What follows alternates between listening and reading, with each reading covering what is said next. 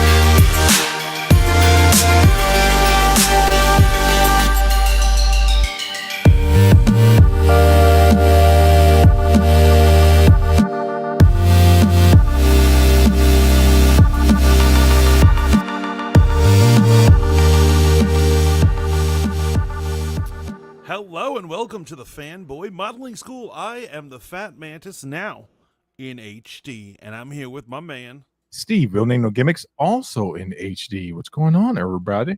How are you, my HD friend?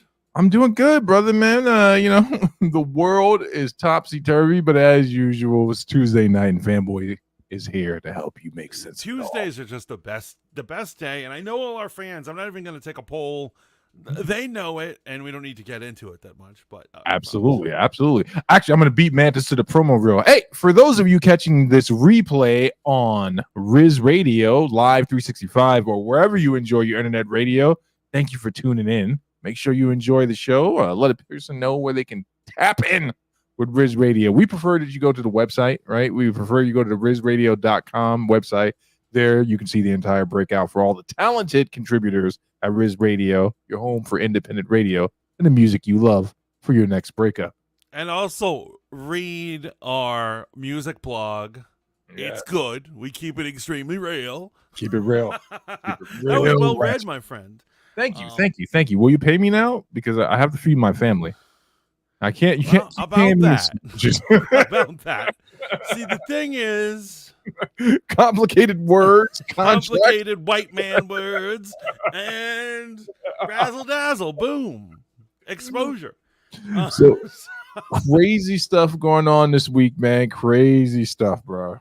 Crazy stuff, and so obviously, we try to keep it more than politics. We're gonna have to talk about old man Biden. It's gonna have to come up, but it's not gonna be our main topic. We like to keep it light and fluffy and entertaining to the point where we're yelling at each other. We're screaming about Jesus Christ and righteousness and what is the way. But I think we've got a lot of interesting ones today. What topic do you want to start with? Well, honorable mentions, man. Just honorable mentions first and foremost, man. I just got to say, and Rico, shout out to everyone that's in the chat right now. Jose, Andrew, Rico, and if we haven't caught you, here's the crazy thing, man. So this whole Kendrick Lamar, They Ain't Like Us video and the song and all that stuff. I got to talk about this, man. I got to talk about this. Well, we should talk about this. I like to be objective, right? If something's bad, I can say it's bad. Even if it's someone I really enjoy, be like, yo, that's trash, man. It was trash. Like that new Eminem song, it's absolute garbage. It's garbage. I'm suspecting that if he's going that path, the new album is going to be garbage as well. And I love Eminem. Whoa. Hold on. I wouldn't say it's garbage, but I would say it's not up to par with his better songs. Yeah. It's trash. Here's what I'm saying. I believe that an artist, if they're doing music for long enough, at a certain point, their music is just like there. Right. And it's not impressive anymore. It's not daring. They don't take risks and stuff. Right. Yeah, he's been in the game for a long time. But you know, Eminem's in my top 10 greatest MCs, and I can be objective about that. I'm gonna lay something out for you, man. Through the power of the internet and through the power of racism and terms like culture vulture, which most idiots use, and they don't even understand how they don't know what they're saying. They don't know how they're being inconsistent. Like industry plant, I keep catching people using industry plant, and they don't even know what that means. No, they don't. They're accusing everyone and their mother of being an industry plant. Anyone successful is an industry plant. Here's the thing, man. I like Kendrick Lamar. I like his older music, man. I wasn't a fan of the new album, even though I thought it was daring and he was trying to do something. It just didn't land with me, right? So this is how Kendrick beat Drake. And this is what makes Kendrick smart, because he was playing 4D chess. He went for the most base level of how can I get this guy out of here, man, right? Forget the fact that most of you turncoats were bopping the Drake music. You love that album he made with whoever, 21 Savage, that garbage. Y'all loved it. Y'all loved it. As soon as Kendrick, I did. as soon as Kendrick, a dark-skinned MFer, calls Drake out for being light-skinned, not of the culture, and then makes a subpar West Coast bop that all you lowbrow MFers can get behind, y'all switched up on Drake real quick. Y'all switched up. Wait, hold on. With a diss track, a diss track can't be this artsy stuff that Lamar likes to do. It has to be lowest common denominator. Yeah. I can play it in a club. Yes. I can play it on a radio station. I agree with you, but make sure you know that your boy has got the science here, man. There was nothing incredibly impactful about that track, man. He just took it to a place where he's like, let me get all the morons together, right? He's got people calling out Drake, saying that Drake is a culture vulture, as if Drake is really not black, which is the crazy thing. It's colorism. Where's Bex at?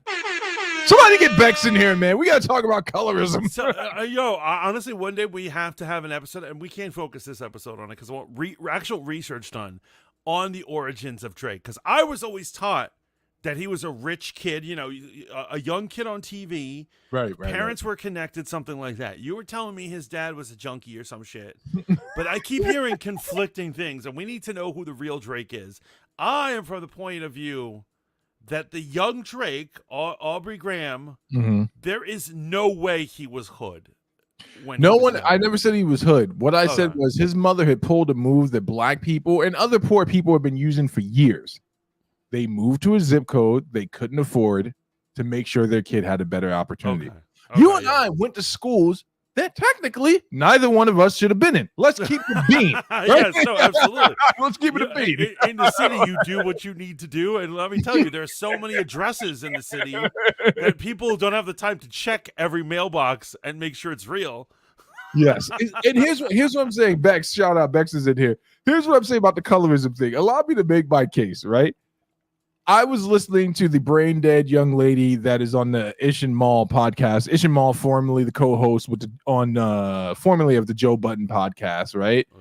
And or Maul and I forget the brother's name. Rory and Maul. And the brother had to really school this chick. Drake was one of us prior to this beef, right? All it took was for Kendrick to call in question his blackness based off of him being light-skinned and biracial. And then I watched all of these people who've been bopping the Drake music. Now, Mantis, I've been shitting on Drake for years, man. I've been shitting on him for years. But I never shat on him for being half Jewish. Never shat on him for that. Well, that's a shitty reason to shit on him, and I'm glad you didn't. I don't think people should. Just like I don't shit on Eminem for being white, I'm not going to shit on anyone. You know what? And what I'm saying is, I know Kendrick is hung up on colorism. That's bullshit. And that's his thing, and I don't back. Obviously, I don't back it. How can a light skin possibly back that? Yeah, man, you gotta stay with your own, man. I mean, not stay with your own. I'm not swing Heil, motherfucker. What are you talking about? Oh man, here it comes. The Master Hotep race is speaking right now. Basically what it is that it's like, when you're younger and you go to a bar and the bartenders and the bouncers know you, and so they never check your ID.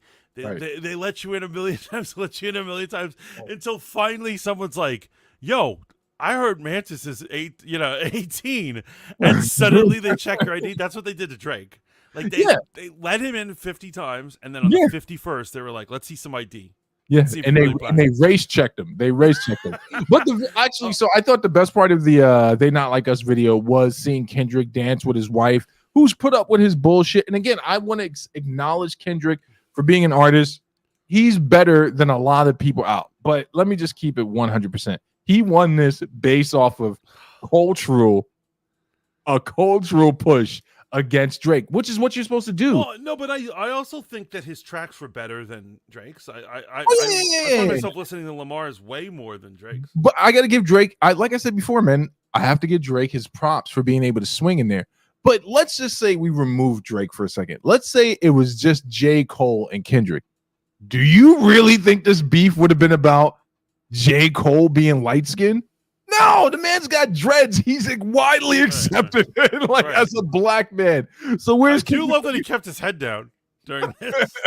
yeah. I mean, he definitely pulled a peace move on us. So here's the take, though. Here's the take. Some people are saying that Kendrick Lamar is vicious because remember he had completely mollywopped Drake, and Drake literally had to publicly say, "Can we stop the beef? Somebody shot at my house. Hit one of my security guards. Can we drop the beef, please?" And everyone was like, yeah. And then like a month later, Kendrick comes out with that video. Now, here's what I want to believe. This is what I want to believe happened with Kendrick. He has a hit on his hands.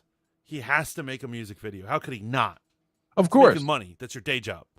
So he had to. And everyone's saying it's double or tripling down on Drake. It's beating Drake while he's down. I don't think it is. I think he just is like, yo, I can't not make a music video about this.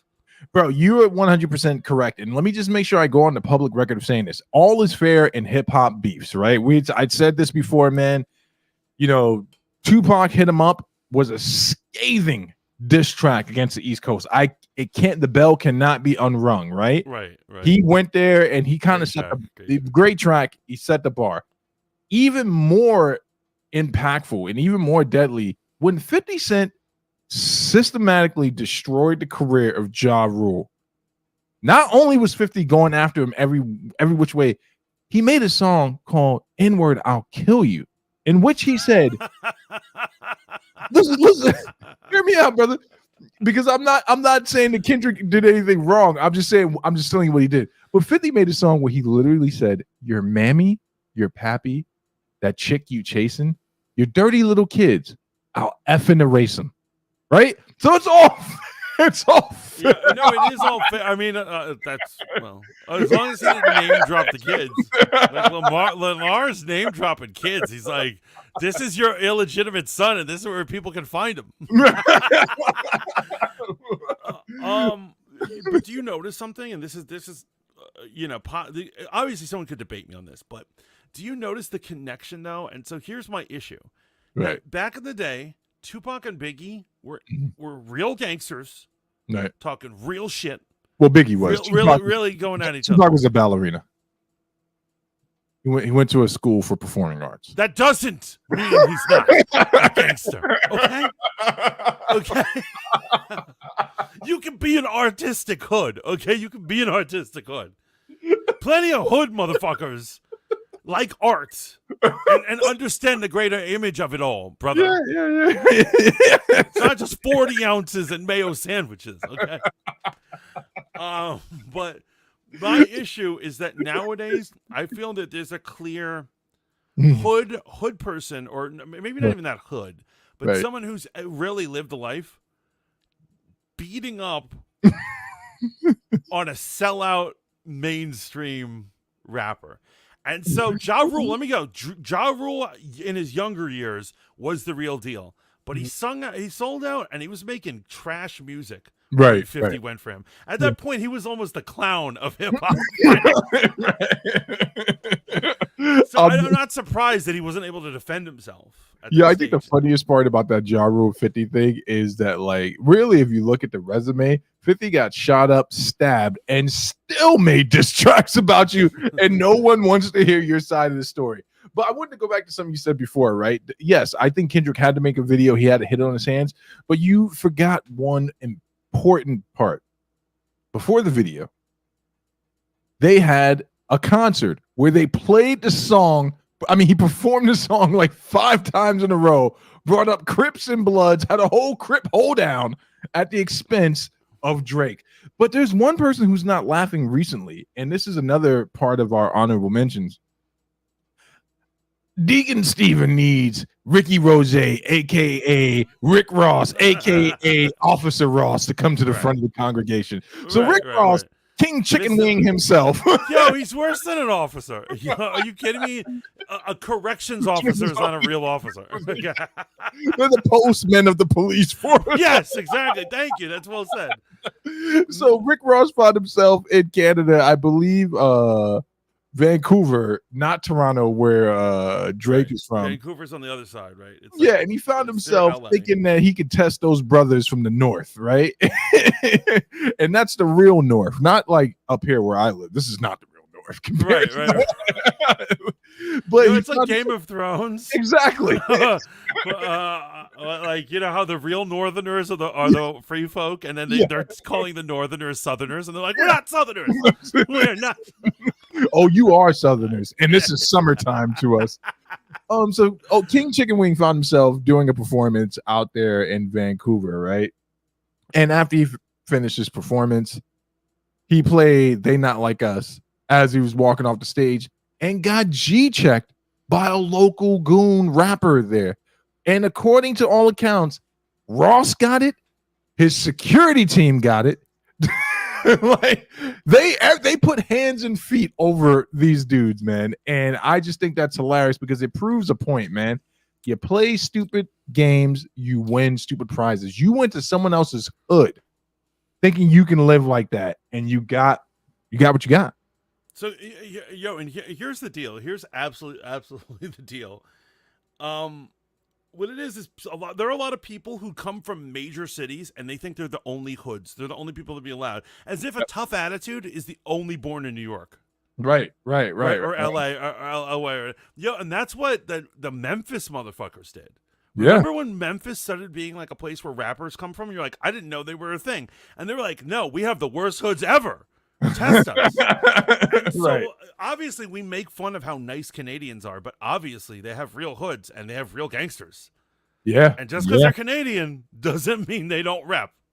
That's what I'm saying, man. I mean, it's different if you're from a place like Baltimore or some savage area like that. You get no respect. Philadelphia, like the third world. Philadelphia, Boston, all these backwater areas. No.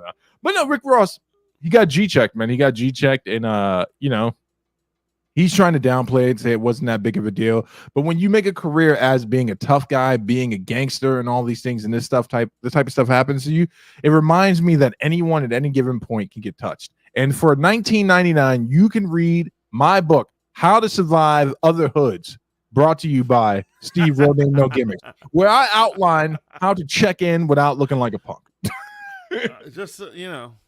I could be saying this because I'm a giant motherfucker, but I just walk tall. You'll be good. Yeah, you should be fine. You should be fine. Checking in with our chat. Shaolin Iceboxer says Kendrick avenged Meek Mill, but that's Rico says nobody can avenge Meek now. Bex, the beautiful pink princess, is here. She says, "I'm here, and I completely disagree. But please continue." Right. It was the easy thing to do, and people fell in line. I do agree with that.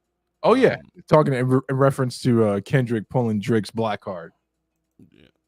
Rico says Kendrick and Drake been beefing since like 2014. To be fair, yeah, it's true. Yeah, the inciting track was a while ago, wasn't it? I didn't realize it was Control. It was Control. Big Sean and all those folks. Elise Luna, haven't seen you in a minute. Top of the morning, ladies and gents. She goes with some Irish thing. I didn't know. Are you actually Irish? Mm-hmm. Top of the morning, right?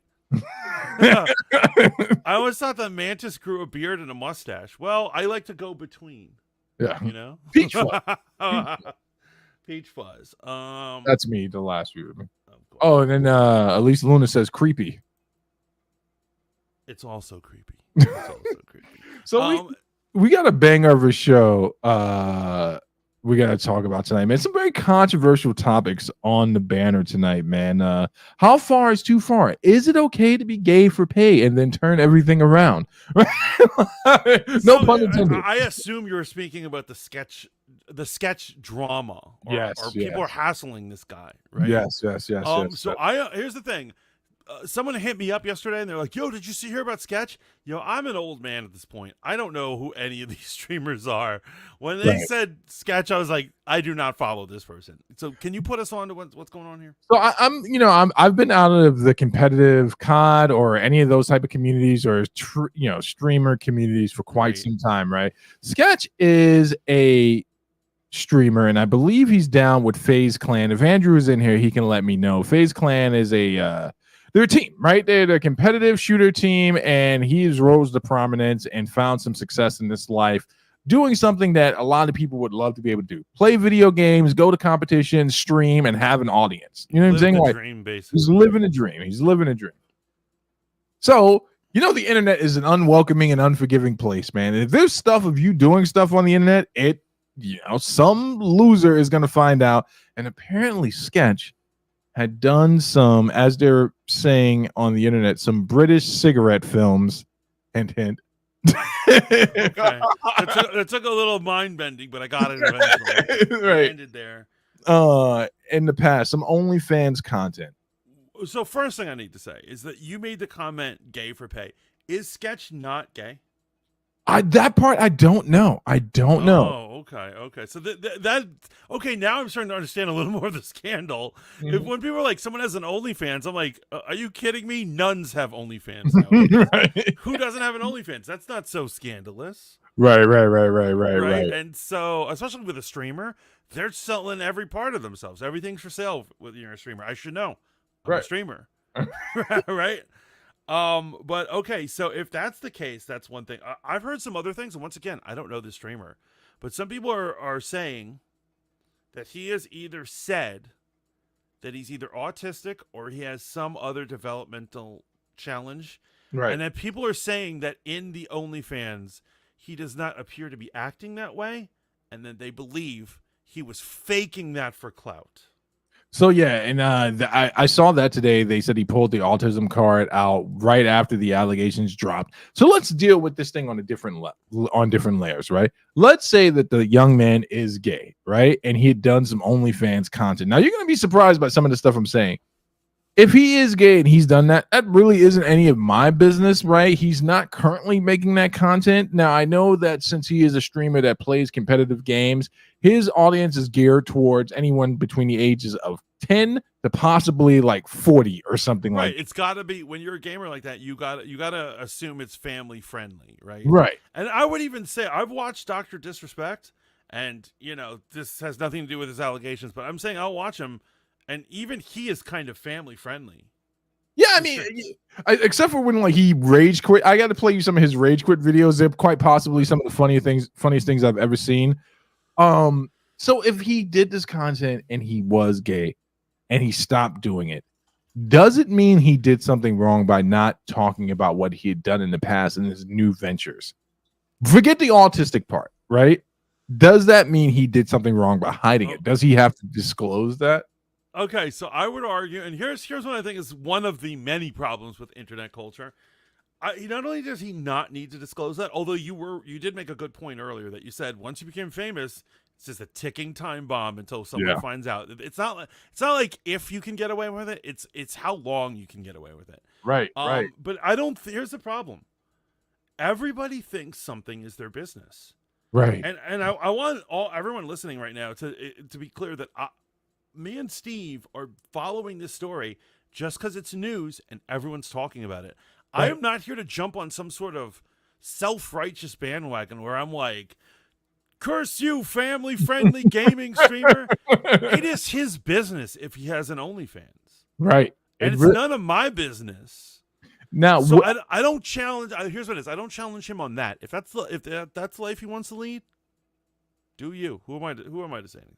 So then it takes a different life on itself if you start pushing it, right? If you start pushing it to the forefront and you're doing the streaming and you're like trying to get kids to understand and normalize being taken advantage of by creepy old men and stuff like that, then it's fair game. I'm going to come after you. You know what I'm saying? If he's in the middle of a Call of Duty thing and he's like, by the way, guys, check out my OnlyFans. It's on discount this month. Right. That would be different. That would be the scandal of the year, man. And here's the thing, man. so he abstained from doing this, right? And now what's really bugged me out is the response that a lot of people have had. So he came out and he addressed, he was like, yes, that was me. I was in a bad place, was dealing with addiction issues, and I did some things that I regret doing. Boom, he faced it head on. Didn't try to say, no, that's not me. Clearly, I have a mole on, none of that stuff. What's really thrown me a loop is the type of people who are responding to this and calling it immoral, right? So I'm not going to bring up this young man's name. He's a young streamer, young black streamer, man. And he was like, man, of course y'all are coming out and defending him because he's making you money. Talking about the people that came to Sketch's defense. And maybe he is making these people money. Quite possibly he's got ventures and partnerships with people. But what really tripped me up was when the young man was like, I got little nephews, little cousins that watch you, and you tried to make a new persona and change up. Okay, so let's follow that to its logical conclusion. No, do I want kids being exposed to OnlyFans content across the board, heterosexual, homosexual? No, I do not want children watching that. So he and I are in agreement there. Here's the rub. If I ask that same streamer, like, yo, man, what are your thoughts on Sexy Red? What are your thoughts on gangster rap? On hardcore, drill music? You let your little cousin, your little brother listen to that shit? Oh, it's of the culture. It's of the, and they start shorting out because it's like, you're calling one thing immoral. Okay. But what about this? Is this not equally as immoral? Like, yeah, what's your language been so like? It's funny that you say that because the other day I was at church and I saw a 14-year-old girl singing the lyrics to the Sexy Red Drake song. Where she's like, bend over for Drake, like kind of thing. And I was like, and it was like in a church hallway, and I was like, what the fuck did I just see? And you're right. And I'm sure the parents will have like some objection to something. Meanwhile, they're not even paying attention to what their kid is listening to. Exactly, man. And it's like, it's that weird place people go to where one thing is vastly so horrible, but we don't want to deal with these other things, man. But here's another thing, man. I feel for the dude, man. There's some footage, alleged footage of Sketch leaving the FaZe Clan house. If I'm correct, that's the team he's with. And he just left his sneakers and his glasses and his like grainy video, like ring camera video of him walking out, kind of walk of shame, thinking that his career is over and having to deal with all this stuff, man. I don't like to see these type of people ruined on the internet. Is my stance, man. There's so many people I would love to see filleted on the internet who are doing real harm, taking advantage of the culture wars, grifters, all those type of people, man. They're fair game. This kid made some corn videos, which he regrets making now. And here's the thing that I have to say about the hypocritical nature of it all. People love to be outraged. And then in order to pull that off, they have to pretend to be outraged about things that they're not actually outraged. Half the YouTubers who are saying sexual immorality is wrong are people who don't have a problem with sexual immorality.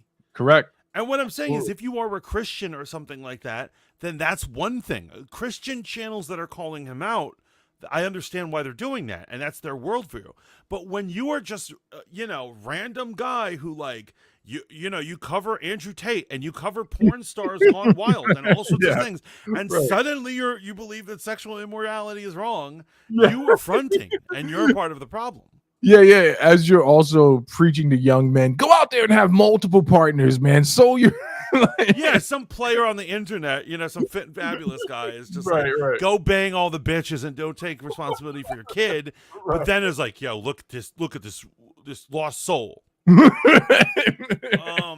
mean, that's pathetic. And then the other thing that I have to say is, so I was talking to a female about this, and the female was like, it's about time men felt what women go through. Oh, the shame of the past. And I was like, what are you talking about? And she's like, being what is it, slut shamed. Right. And so here's actually the best moral or lesson people can pull from any of this stuff. No matter who you are, no matter what your gender is, no matter what sexuality is or whatever, having a history with porn, before you do it, you should realize that you can never escape it. Yeah, you can't rub that off. You can't. You know, girls all the time are flipping out. Why can't she's like, I married my husband until he found out I was a porn star and made $1 right. million. And I'm like, you didn't think that was going to come back to haunt you. It's Yeah. true. Men will feel jealous. Men will have issues with it. Men will divorce you. Men will leave you. Men will not want to touch you. That is absolutely a thing. But you know what? It goes for men too.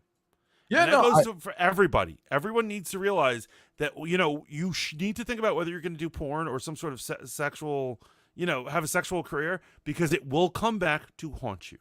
So it's funny you bring that up, man, because I think we talked about this on Bex Rated one night, a double standard that is hilarious to me, but I have no dog in the fight. So, but it is something I want to point out, man. So Bex and I had stumbled across a clip of women saying they would never date a guy who had done guy on guy films before, right? Mm-hmm. But on the flip side of that, if a guy says I will never date a woman who's done girl on girl action, which is rare, right? I'll admit it, dude. That's a rare thing to hear. Yeah, there would be a complete. I think the guy's fronting if he says that. There would be a complete social uproar, man. Listen, man, this is in the past. His rear end, his rear view mirror. His rear view mirror is what I'm trying to say. I'm just not gonna jump on and like shit on this kid, man. Now, again, if he was pushing an agenda, if he was trying to get kids to sign up to his OnlyFans, all that stuff, then yeah, there'd be a real talking piece. But again, like you said at the onset of this, we're reporting on this because you hypocrites are giving this guy a hard time. Pause. Right. And trust me, there's way better people to attack for their moral inconsistencies than this poor idiot. Yeah. right? like ALC stumbling through why she has to endorse President Biden after saying that he wasn't the right candidate anymore. And now having to publicly say, because Big Papa Joe says he's not stepping out, Mantis. He said he's not stepping down unless God tells him to get out of the race. God. That's right. God has to come down. That is insane. The hubris on this motherfucker.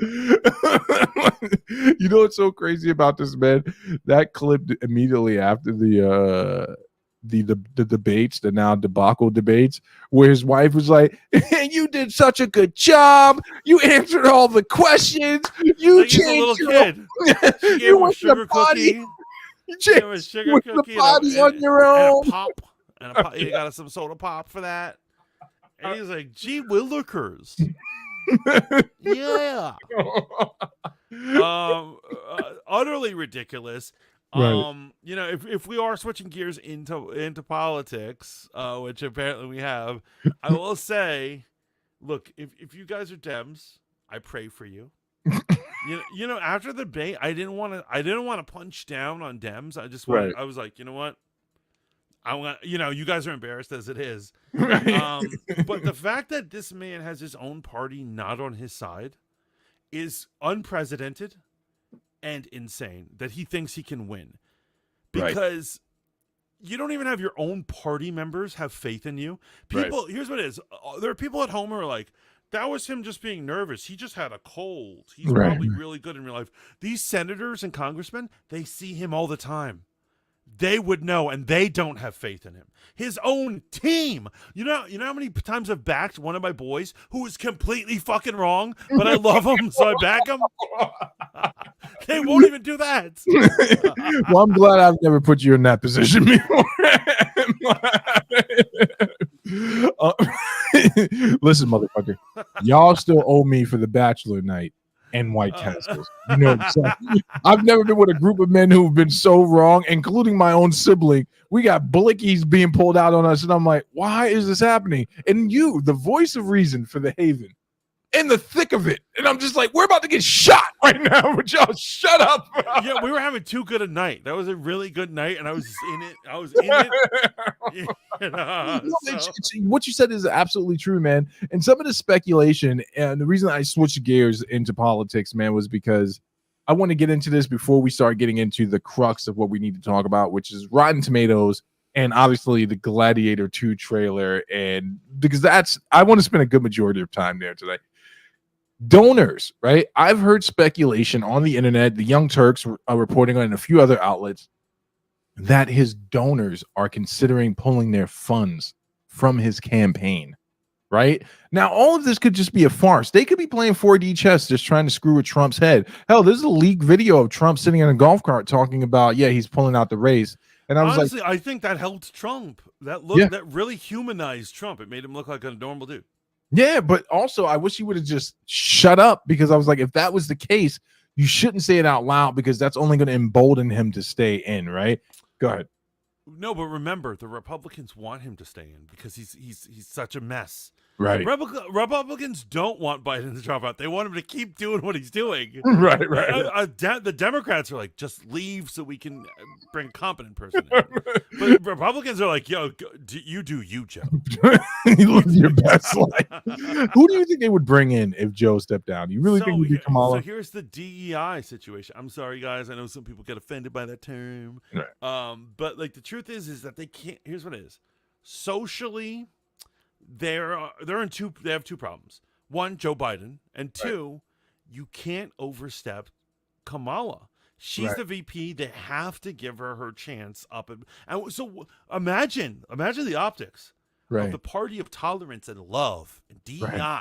Yeah. Getting rid of Biden and skipping over the VP and going to some white dude and being like, Gavin Newsom, governor of California, will you be our savior? That would be crazy. They would implode as a party. I am literally here to see that. I would love to see Kamala get passed over Gavin Newsom, and to see how they would spin that, right? And they're like, Kamala would explain that. What's the explanation? Kamala would get the Drake treatment, man. Someone somewhere on the internet, it would start with like a little comment like, well, has she ever really identified as black? And then it would just be downhill from there. I know I talked about this last week, but her whole thing on the Source Awards, where she was like, BET Awards, yeah, and she's like, I'm up in these streets, girl. I'm like, yo, bitch, you're on like that. You're in the highest penthouse, eating caviar and smoking the finest weed that your officers confiscated from a black youth who just got arrested. Who the fuck do you think you are? Oh, eating caviar off the back of a small child, man. Yeah, she's definitely not in the streets, man. And that was just like the lowest, poorest promotion at the BET Awards, man. And it's no wonder that some African Americans or some blacks and browns are flocking to the Republican Party, because it's just, if I got to deal with another Cardi B interview of Joe Biden, I'm going to kill myself. If I have to see another rapper thrust to the forefront as the person asking the leader of the free world, quote unquote, questions, I'm going to kill myself, man. Well, have you heard the even crazier thing? Like, so all these different Democrats are coming up with solutions, right? Solutions. And one of them was like, and not one of them, a group of them were like, as a Democratic National Convention, we should have a celebrity ready to take over Biden's thing. They literally are pitching the idea that they're like, they haven't named the celebrity, but they're like, we should get someone like Taylor Swift or The Rock to run. Oh my gosh. To get instant popularity. And I'm like, you guys are, you're desperate and you're showing your hand, and it's pathetic. And it just shows you how low they think of their constituents, man. It's like they will flock to a celebrity. They will vote if we shove someone famous in their face, man. And speaking of which, perfect example of that, Hillary 2016. The last week, a week before the election, and she throws a party and she has her special guests, Beyonce and Jay-Z, come up and perform. And I was like, oh my God, you think people are so stupid? Yeah. She thinks literally because they perform that someone's going to vote for her. I mean, typically that would have worked, but Hillary was so unpopular with her own base, right? She just, I guess, I don't know. Is she unpopular? Did she just lose to the roaring change of the tide, which was Trump coming in at that time, man, in 2016, bro? You know what it is? This is classic underestimation. And so, I got to say it. I know a lot of you have a lot of strong feelings about Donald Trump, but at the end of the day, there are things you need to realize, which at 2016, they weren't willing to realize. One, he's popular. Two, he's not an idiot. And three, he's got game. He has strategies. Yeah. And during the time, remember, they're like, he's an idiot. He doesn't know what he's doing. He's bumping into walls. No, he isn't. No. People are suing him and trying to take him down, and he's a bullet dodger. Yeah, Still to this day, people keep trying to take him down. He's just dodging bullets, pulling out schemes and shit. Like, bro, the gangster shit he pulled against the Republicans in the primaries. I mean, he literally talked about this man's wife, Ted Cruz, and then had this guy endorse him. That's some gangster shit. that is gangster. Oh my God.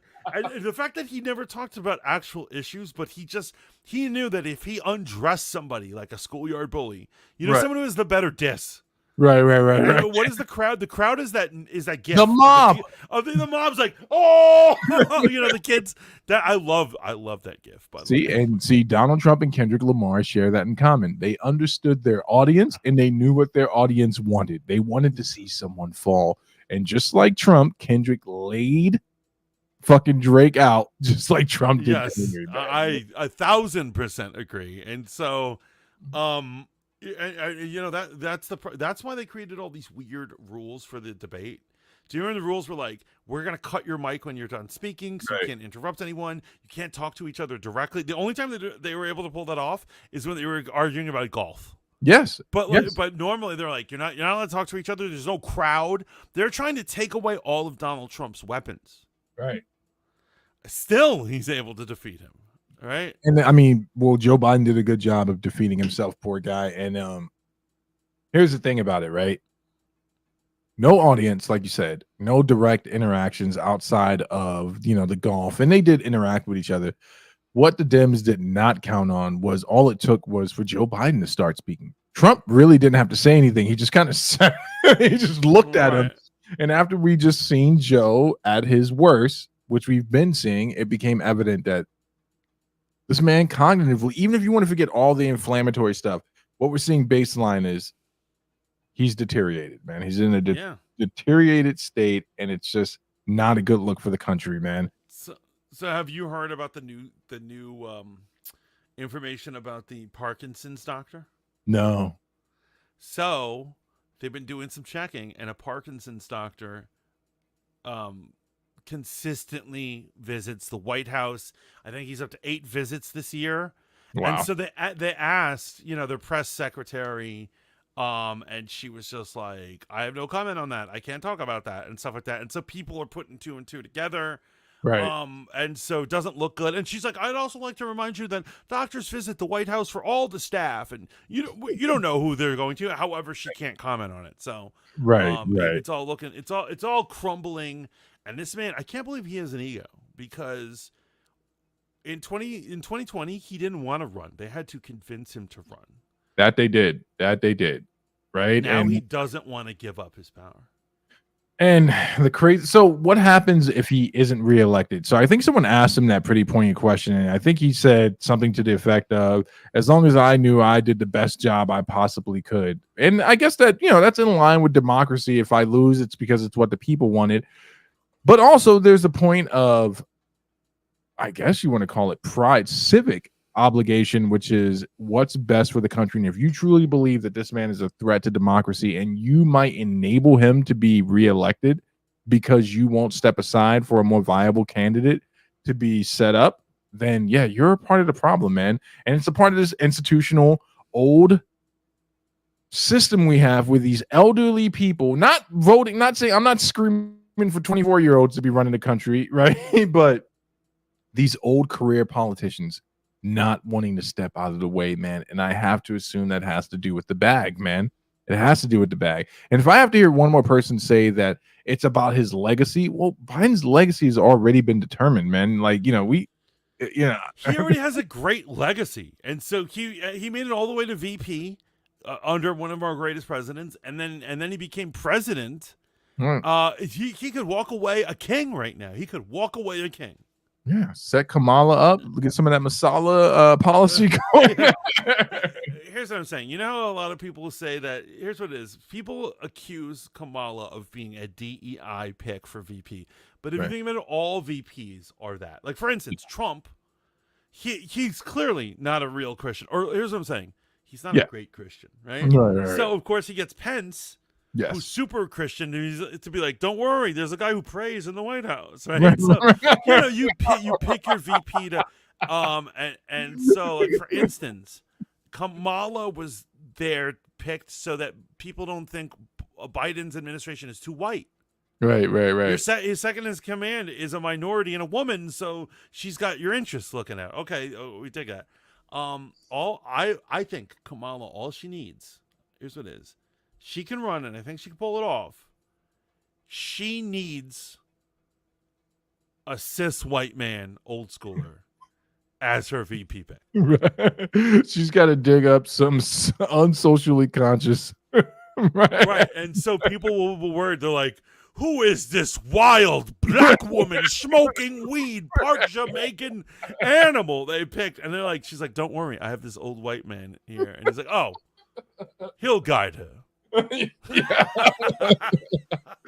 She basically has to resurrect McCain. That's the only way she would get needs McCain, man. But you know what? Trump has done a really good job of turning the conservative base against itself. Like a lot of people who are in the Trump community, they don't trust conservative politicians anymore either. They think they have no backbone. They're not actually interested in American values, blah, blah, blah, blah. And so shout out to him, man. And like you said, yeah, his own VP was a diversity. Diversity, absolutely. There's only 3 politicians I trust in this world. Okay, let's hear him. It's Donald Trump. Okay. It's Marjorie Taylor Greene. Oh, God. And it's the beautiful, smoking, amazing Lauren Boebert. Lauren Boebert. Is that the woman from Hawaii? Oh, no. Oh, I actually like her too. Together. Lauren Boebert is a congresswoman who got caught attempting to give a hand job to her date at on Beetlejuice. Do you know about the restaurant she used to own before she was a congresswoman? No, I didn't. It was called Jugs and Guns. Yes. And basically, it was Hooters, except all the women had guns on them. They all had guns, and it was like that type of restaurant where it was just like beautiful girls, their tits are hanging out, and they were each armed with a gun. Oh, you helped me figure it out, man. I've solved the problem. Kamala Harris needs to announce her presidency, separate from Biden, and the only way she gets elected is if she names someone that the American community, that the population can relate to. And if it has to be a celebrity, there's only one person it can be, Mandis. Do you know who it could be? Who it has to be? It has to be the Hawk Tour girl. Oh! You know what's funny? That is the smartest fucking thing you've said in a while, because this bitch is bringing the country together somehow, right?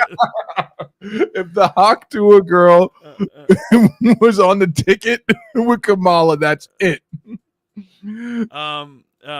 Andrew Douglas says, hey, just a note, because I love you guys. Mantis's mic is half the volume as Steve's.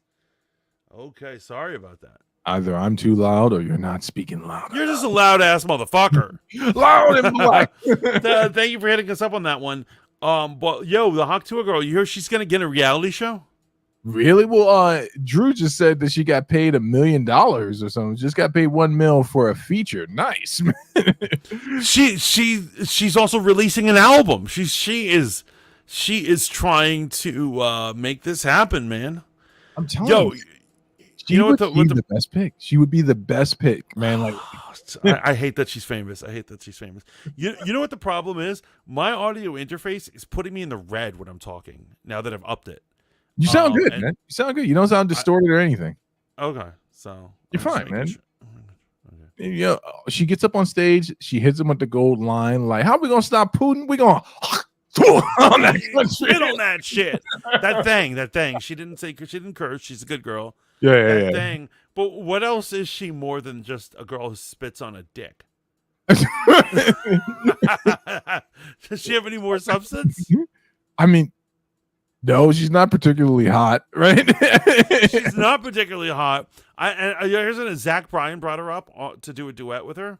Uh-huh. She's not particularly a good singer. No, she's just real. She's just real in the way that people. That's why they want a reality show about her, because they're like, she's so real. It's crazy, man. Let me ask you a question, man. Why do you think people accept her? Well, actually, this is a dumb question, but I'll still ask it. I was gonna say, why do you think people are more akin to her than they would be, say, a Sexy Red or a Doja Cat? But I'm like, wait, Doja Cat and Sexy Red have millions of fans. People love them. So here's the so basically here's the thing. So she professed her love for her husband Right. and all this other things, and she seemed like a really wholesome girl, and then suddenly breaks out the "I like to spit on that dick like I'm a porn star" thing, and that got everyone titillated. And now everyone wants to. That's why everyone, she keeps telling people to stop asking her about her OnlyFans. She Right. said she doesn't have an OnlyFans. She doesn't want one. People keep trying to pressure her one because this is all about sex. Yeah. People want to see her they get banged. Yeah. Yeah. And so here's what it is. I want to see her get banged, but like not particularly. I wouldn't pay a lot of money for it. I wouldn't go out of my way. Like if someone's like, Mantis, you have to walk 2 miles to see her get banged, I'm like, eh. If someone's like, you have to walk 3/4 of a mile, I'm like, okay. Okay. that's just far enough. That's far enough. That's far enough, but no further. She's in a reality show, man. She's getting her own reality show. She's in talks right now to get one. Nice. And so remember, they'll give anyone 15 minutes, one season of stupid reality stuff. Remember, even Honey Boo Boo. Yeah, that poor soul. The fact that could be a reality show just shows you what kind of crap people will watch. Or Blueface and Kershawn, his girlfriend. Oh man, that was just like a slow train wreck. Just watching that whole thing unfold, man. You know what? Shout out to the Hawk Tour girl. You gotta take advantage of your 15 minutes of fame. You know what I'm saying? I'm proud that she's like, I'm making an album. I'm getting a reality show. I'm like, good for you. Good for you. Let's be real. If you and I would have gotten a deal from Spoon where they're like, we bring you over, you come to Korea. Let me not do that. Sorry. Remove that from the record. But if they would have said, we'll fly you guys to Korea to be like 2 black guys, we would have went. That could be the name of the show. 2 black guys. 2 black guys. I would, of course. Obviously, we're all waiting for our bag, and everyone's looking in different ways. Some people, like for instance, this goes back to the sketch thing. Some people are being like, my side hustle's an OnlyFans. My side hustle's this and that. We do this, and we also do radio. We're on the radio, and we're trying to be content creators. Everyone's trying to make this happen. This crazy dream in this modern age of like making it in media. And so I certainly don't hold it against her. Right. The only person I hold it against is Taylor Swift because that bitch is satanic. Yeah, well, she ruined football, man. Are you ready to talk about pop culture, my friend? Are you ready to talk about something? Ready, man. All right. So, if you don't mind, I would like to start with the Agatha trailer, right? And I have to give props where props are due today. So I tuned into YouTuber X's live stream, aka Grace Randolph, and it was coming to the end of her having reviewed it. And she was talking to the chat at this point.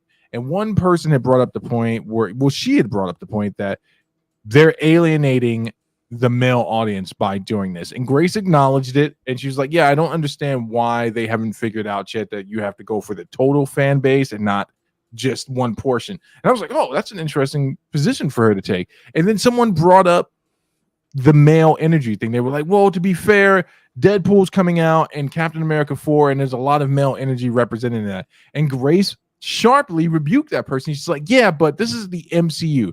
There was a point where the MCU, you had to see everything to make sure that you were up to speed and involved in all of it. So now if it's not that anymore, then what's the point? And I have to give her the horn for saying something intelligent.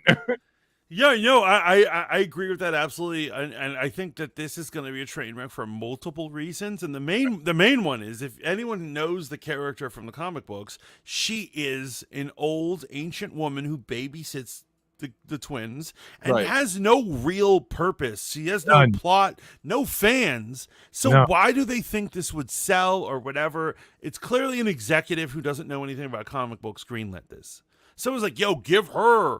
She had one funny joke in Wanda, right? That she was the villain the whole time. That's cute or whatever. You see, as they named it Agatha all along, they're trying to relive that. Yeah. People don't even remember WandaVision at this point. It's been a while. Bro, honestly, man, everything that was great about that show was because it was a gumbo and there was so much stuff going on. And you just got to enjoy it. The tension of, is Vision dead? Is he alive? Right. You know, what's going on? Who is Wanda? Then you had Monica Rambeau or, whoever. And, trying to figure out what was going on with her. And that all worked because it was all working together, right? I never walked away from that show going, I need to know more about Agatha. I just didn't. As a matter of fact, they even gave us a clip of her origin. So at this point, I don't need to know more about her. Yeah. But like, so, and this is like the Marvels.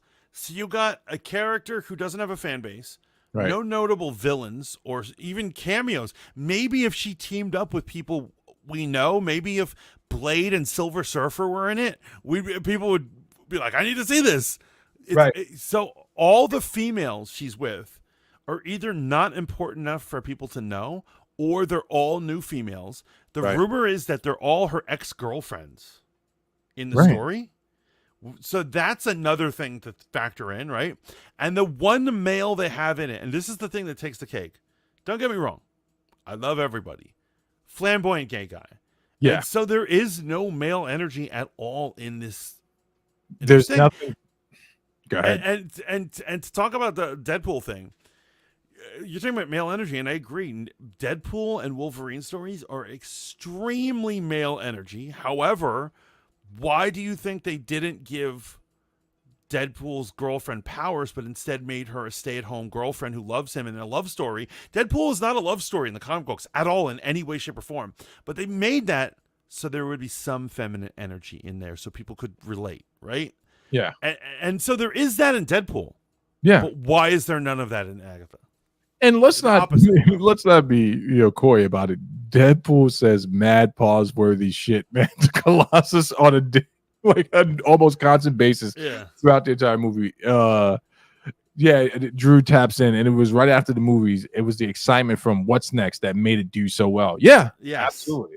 And the fact that like it's in Phase 4, almost none of the end credit scenes have ever been revisited or explained is horrible. You have to keep that going. And they dropped the ball on the momentum on that 100%. I want to go back to something you said about the flamboyant young man that's in the movie. So Grace was talking about this. A lot of people are speculating that this is going to be Wiccan, and I just did not know he was that popular of a character, right? When I saw Wiccan and the fake speedster, his brother, and the relationship with Wiccan and Hawkling, I was just like, this is drivel. So, here's what I'm going to say. They're not that popular. And so the Young Avengers are not that popular. However, they're niche because they're LGBT. And so people they have fans. But like I'm saying, if you were to compare them to Spider-Man fans, right, they would be non-existent. Right. And so what I'm saying is, even if you have a Young Avengers movie, I don't even think there are enough of Young Avengers fans to support a Young Avengers movie.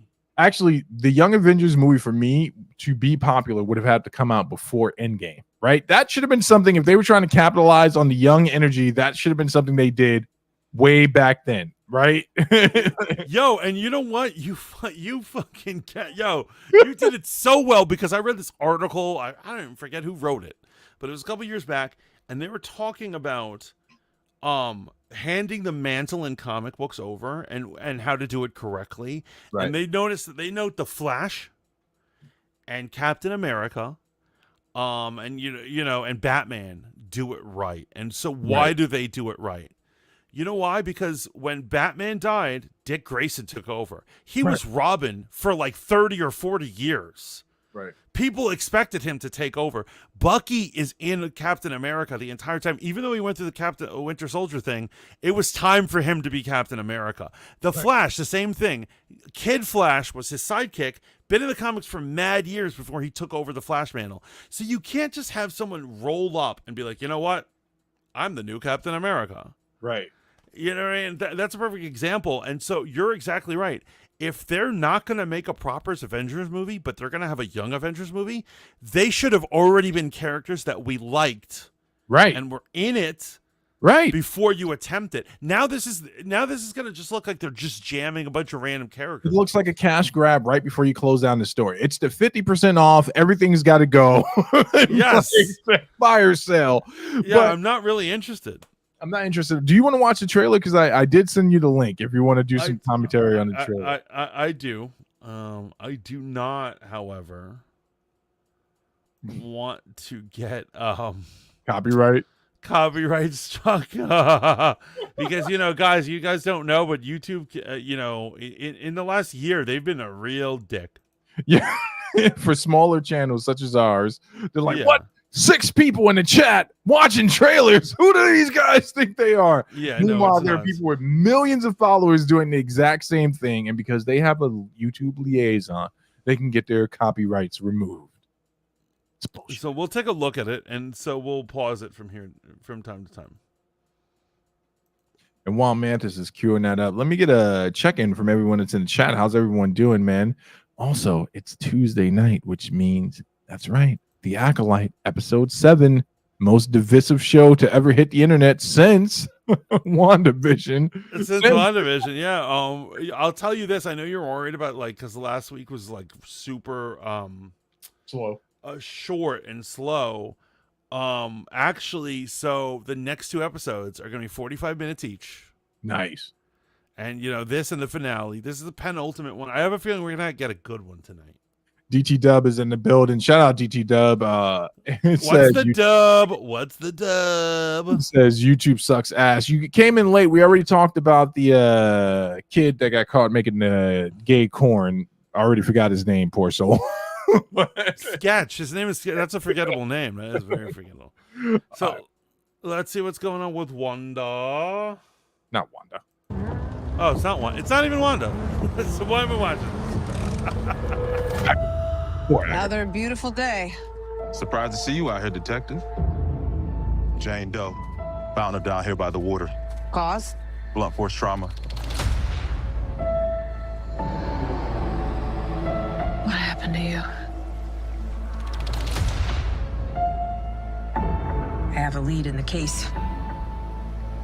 But I can't shake this feeling I'm seeing it wrong. Okay, wait, real quick. Real quick. Because actually, another smart thing that happened under Grace Randolph, even though she didn't identify it, one of her viewers did. This is not the toe tag. They edited it to make it look like it's a toe tag. That is a library card in a book. Oh, 100. Oh, wow. I did not notice that. I did not notice, right? You see that? Yeah. And so, the name is about to be revealed magically. And so, however, they edited to make it look like that's the body of Wanda. Oh, I did not catch that at all. I didn't catch it either. But somebody had said that to Grace while she was reviewing it. And she's like, wait, what? What? And sure enough, if you look at the bottom, it says public library. Oh, sure enough. Yeah, that's an old school. For you young people, use computers to check out books, if you even read books. But in our day, a book had that in its inner jacket. And, Yeah. And the creepy lady behind the desk would be like, did you bring back the comic? And you're like, bitch, I brought that shit back long ago. Really, it's under your bed. Oh, I didn't realize it said Max. Is this really how you see yourself? Yeah. That witch is gone, leaving you trapped in her distorted spell. Claw your way out.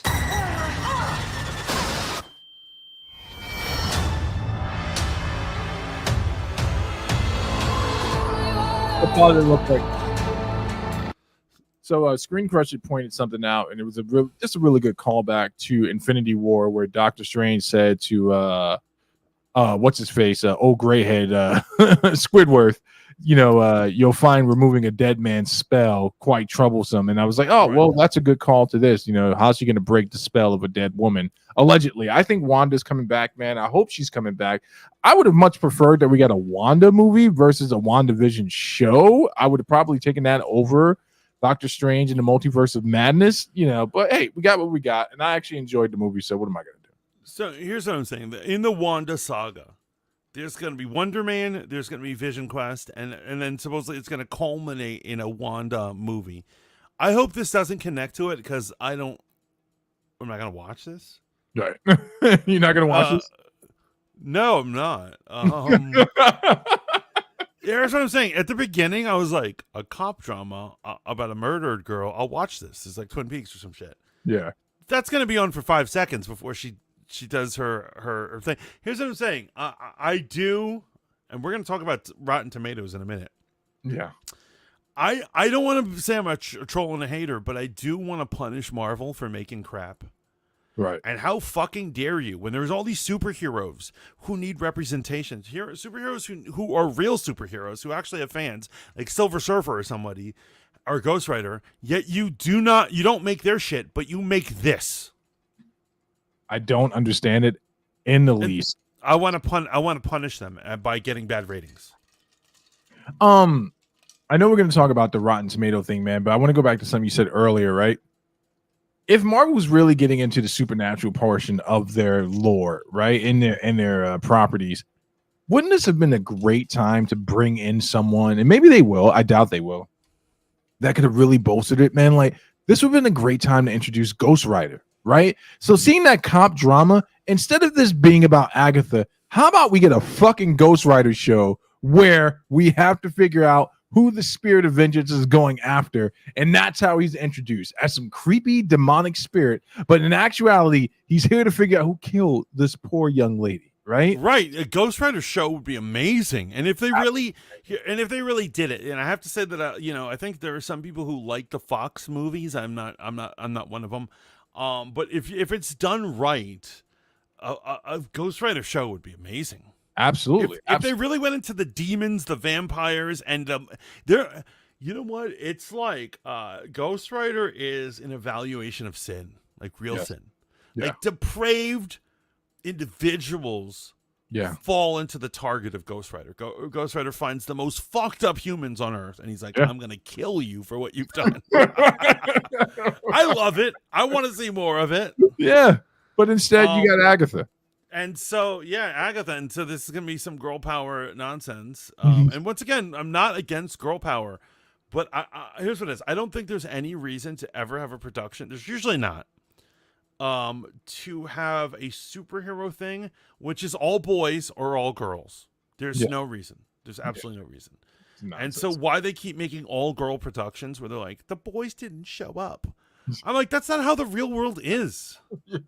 Because I wasn't drawn to the show to watch it. I mean, obviously I'm going to watch it just so I can see I got FOMO. I don't want to miss it. Right. What if it turns out to be amazing? Like, I never thought I would like The Acolyte, and I gave it a chance. And here I am enjoying it. My mind has been broadened. So I'm gonna wait for you guys. You guys are my parakeets, and if you say, "Yo, that episode was really good," I will listen to you. So for instance, there is a certain female relative of mine who I love dearly, and I don't want to diss, who keeps giving me false positives. So she's not my parakeet. Like, she was like, Miss Marvel's really good, you need to check it out, and then I check it out. I'm like, that was stupid.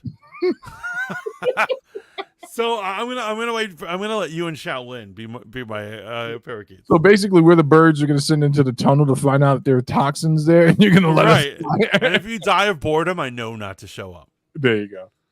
DT Dub says I was harsh on the sketch thing, but it's his life, and if he turned to God and left that stuff in the past, then you can't judge the man. I agree. There you go. You guys got to check out Rumble Studio. It allows you to multi-stream for free and get paid for reading out Rumble campaigns. Quality Doskies. A subtle hit. Oh, okay, gotcha. It does take a subtle hit to share. Fanboy Modeling School review bomb. Oh, you know it. We would love for our haters to come in here if we have them to fucking hit that dislike button ratio. The shit. Hit the dislike button, please. And remember, you guys, for you who are doing the future cast, you are listening to Fanboy Modeling School on Riz Radio. Riz Radio. Music from your next breakup. We're bringing you the hits and, of course, pop culture and all things in between. Now, we are right now reviewing the Agatha All Along trailer, which so far is mid. Jose says Acolyte is surprisingly good, to be honest. Yes, so good. Yeah.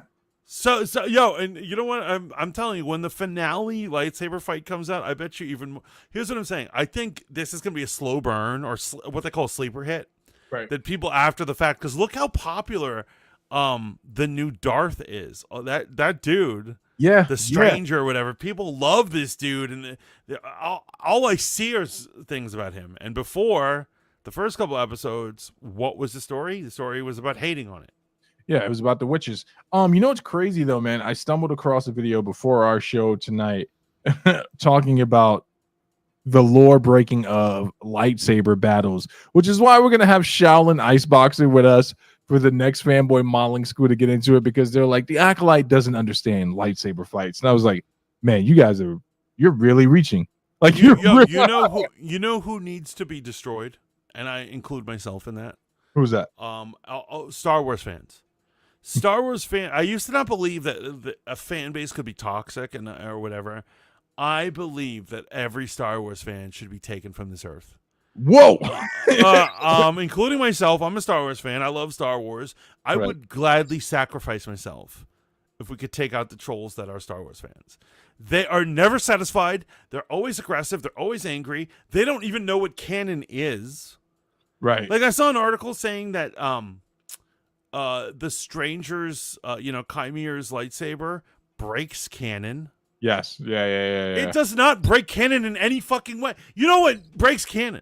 Yo, the Inquisitor spinning lightsabers don't make any scientific sense. They don't make any scientific sense, but everyone went with that. So how does him having a little Shoto in his handle break anything? It's not even a cheese weapon. Bro, all right, let's get back to the trailer. I'm sorry, guys. I got a little passionate right there. A little passion. Let's see this Passion. nonsense. I miss the glory days. She took every bit of power I had, but I can be that witch again. Not Mephisto. Well, the gang's all here. Let's hit the road. So supposedly that each one of them, you notice how they're a different age group and even Right. old ones. She has been stealing energy, magical energy, to sustain her life for many years, like since the 1600s. Supposedly, each one of these girls is one of her ex-girlfriends. That's what the rumors, the leaks are saying. And so it's not just girl power; it's like hyper lesbian power. See, now we got to be consistent, right? I gave the Acolyte a pass because of the lesbian witches. I was like, this doesn't bother me too much. If they can do it in a way where it doesn't take up too much time in the story and it's just like, oh, okay, she's got some romantic interest, fine, whatever. Not, whatever. But if this becomes a major focal point of the show, then yeah, it's just more BS, right? I'm gonna walk the witch's road. The road is a death wish. Join me.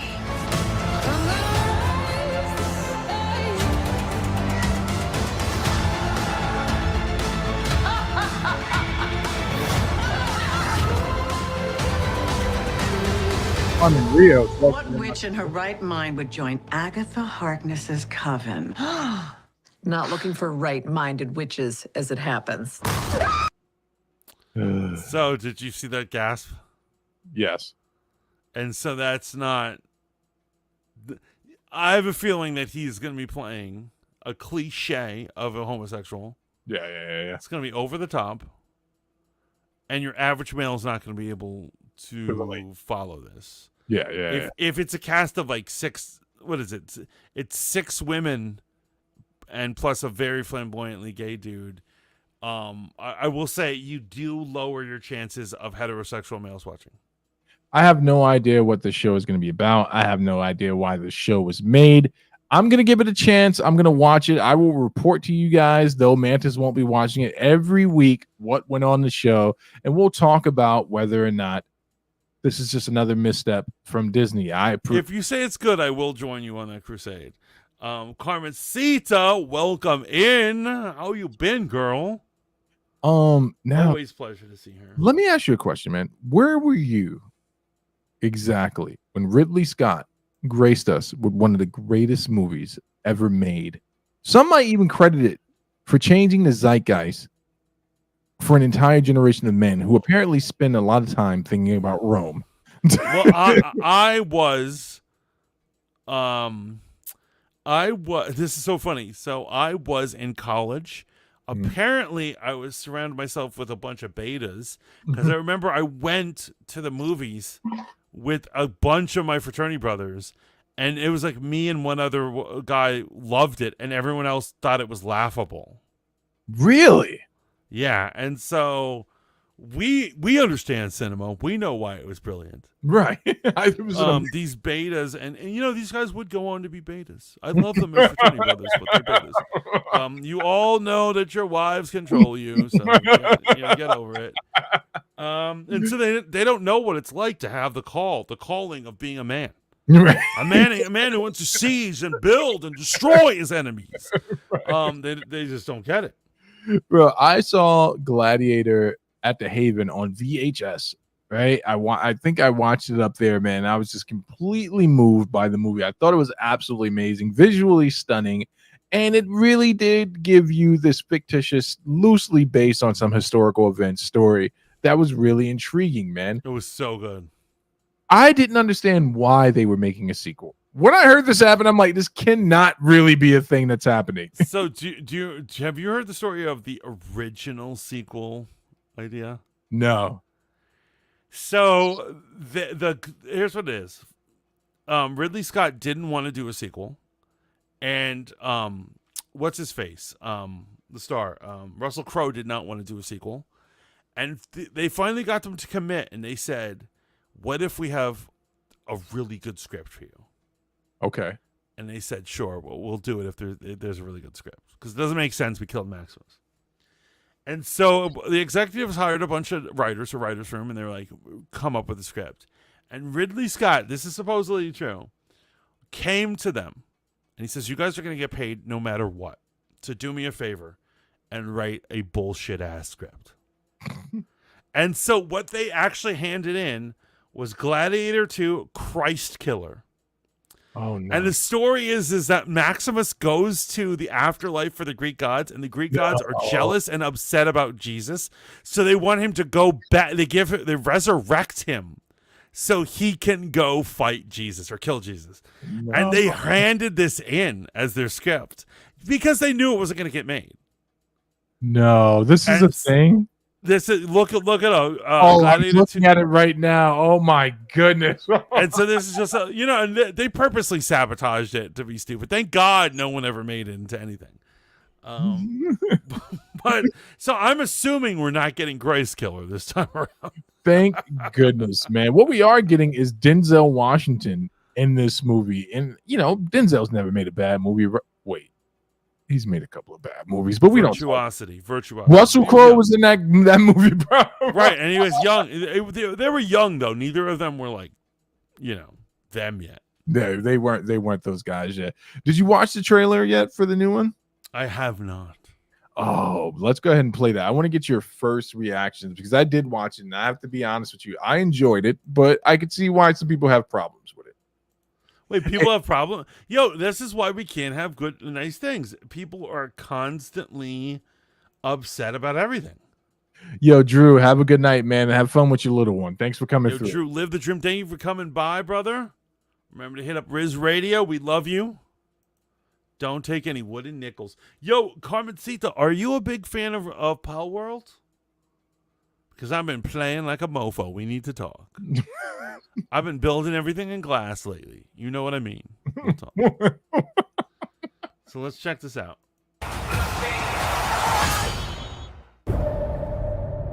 I remember that day.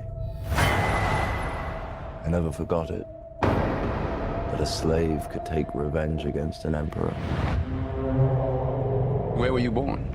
I don't know. I never knew a mother nor a father. You will be my instrument. Who are you?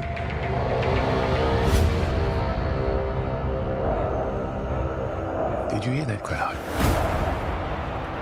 The greatest temple Rome ever built. The Colosseum. Because this is what they believe in. Power.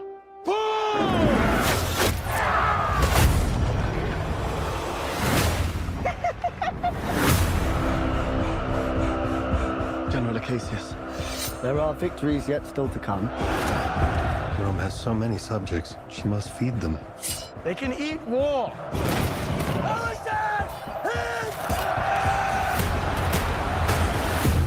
The arena turns slaves into gladiators, the gladiators into free men. You have something in you. I knew it from the start. Did you now? Rage. That rage is your gift.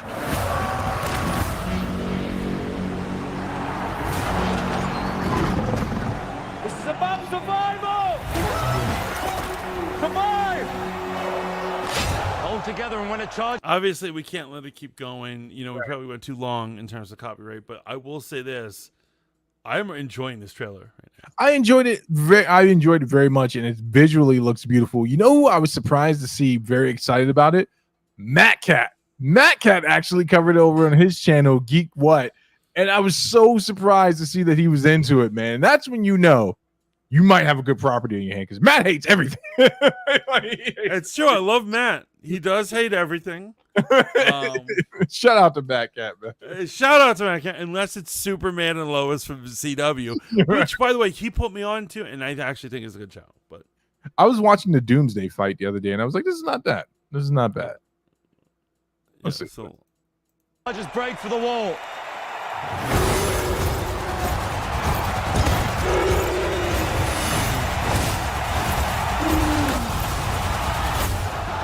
Whose head could I give you that would satisfy this fury? The entire Roman armies. Too much. The general will do. oh, Pedro Pascal's not the gladiator. I need to only give it a push. He's the villain. Yeah, and you know what? I'll do it with Hands on the mausoleum floor. Blood stains the Colosseum doors. This ring belonged to Maximus. Now I give it to you. What is the dream of Rome? If people are not free. I was owned. Now I will control an empire. I will not waste another generation of young men for their vanity. Strength and honor. This our Rome treats its heroes. Hands on the mausoleum floor. Blood stains the Colosseum doors. The gods have spoken!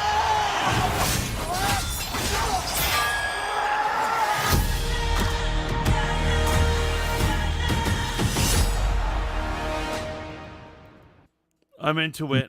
I'm into it, man. You know what's crazy, man? There's so much going on in this. It looks like Denzel Washington is going to be a sleeper villain in this movie, trying to topple Rome, which I'm here for. Strength and honor. Damn right, Carmen. I know. I could see him seeming like a villain the entire time and then ended up being good. So I believe he's supposed to be playing like a king or a former ruler of Hannibal, but I gotta look that up, man. In fact, I won't do that right now. But some people, my Roman history is not really great. So. No, mine isn't either, man. I just want to see who he's playing. Denzel. Never mind. Next read. On the Power World front, Carmen says, "Yeah, I've been playing with DT and D Love. You guys have been playing multiplayer. Bunch of lies. Maybe if you stop getting my stuff." Looks awesome, Pedro. OMG. Strength and honor, indeed. I'm into it. I'm into it as well. And but yo, Power World, what do you guys think of this new update? I'm really digging it. I really like. So I'm going hard on the one player, but I've yet to play multiplayer, but I would love to. If you guys looking for a fourth, let me know. And of course, Steve, like a coward, runs away. He was scared of that last trailer. Got him scared. You all right, guy? I had to go use the bathroom. I'm sorry. It's a long podcast.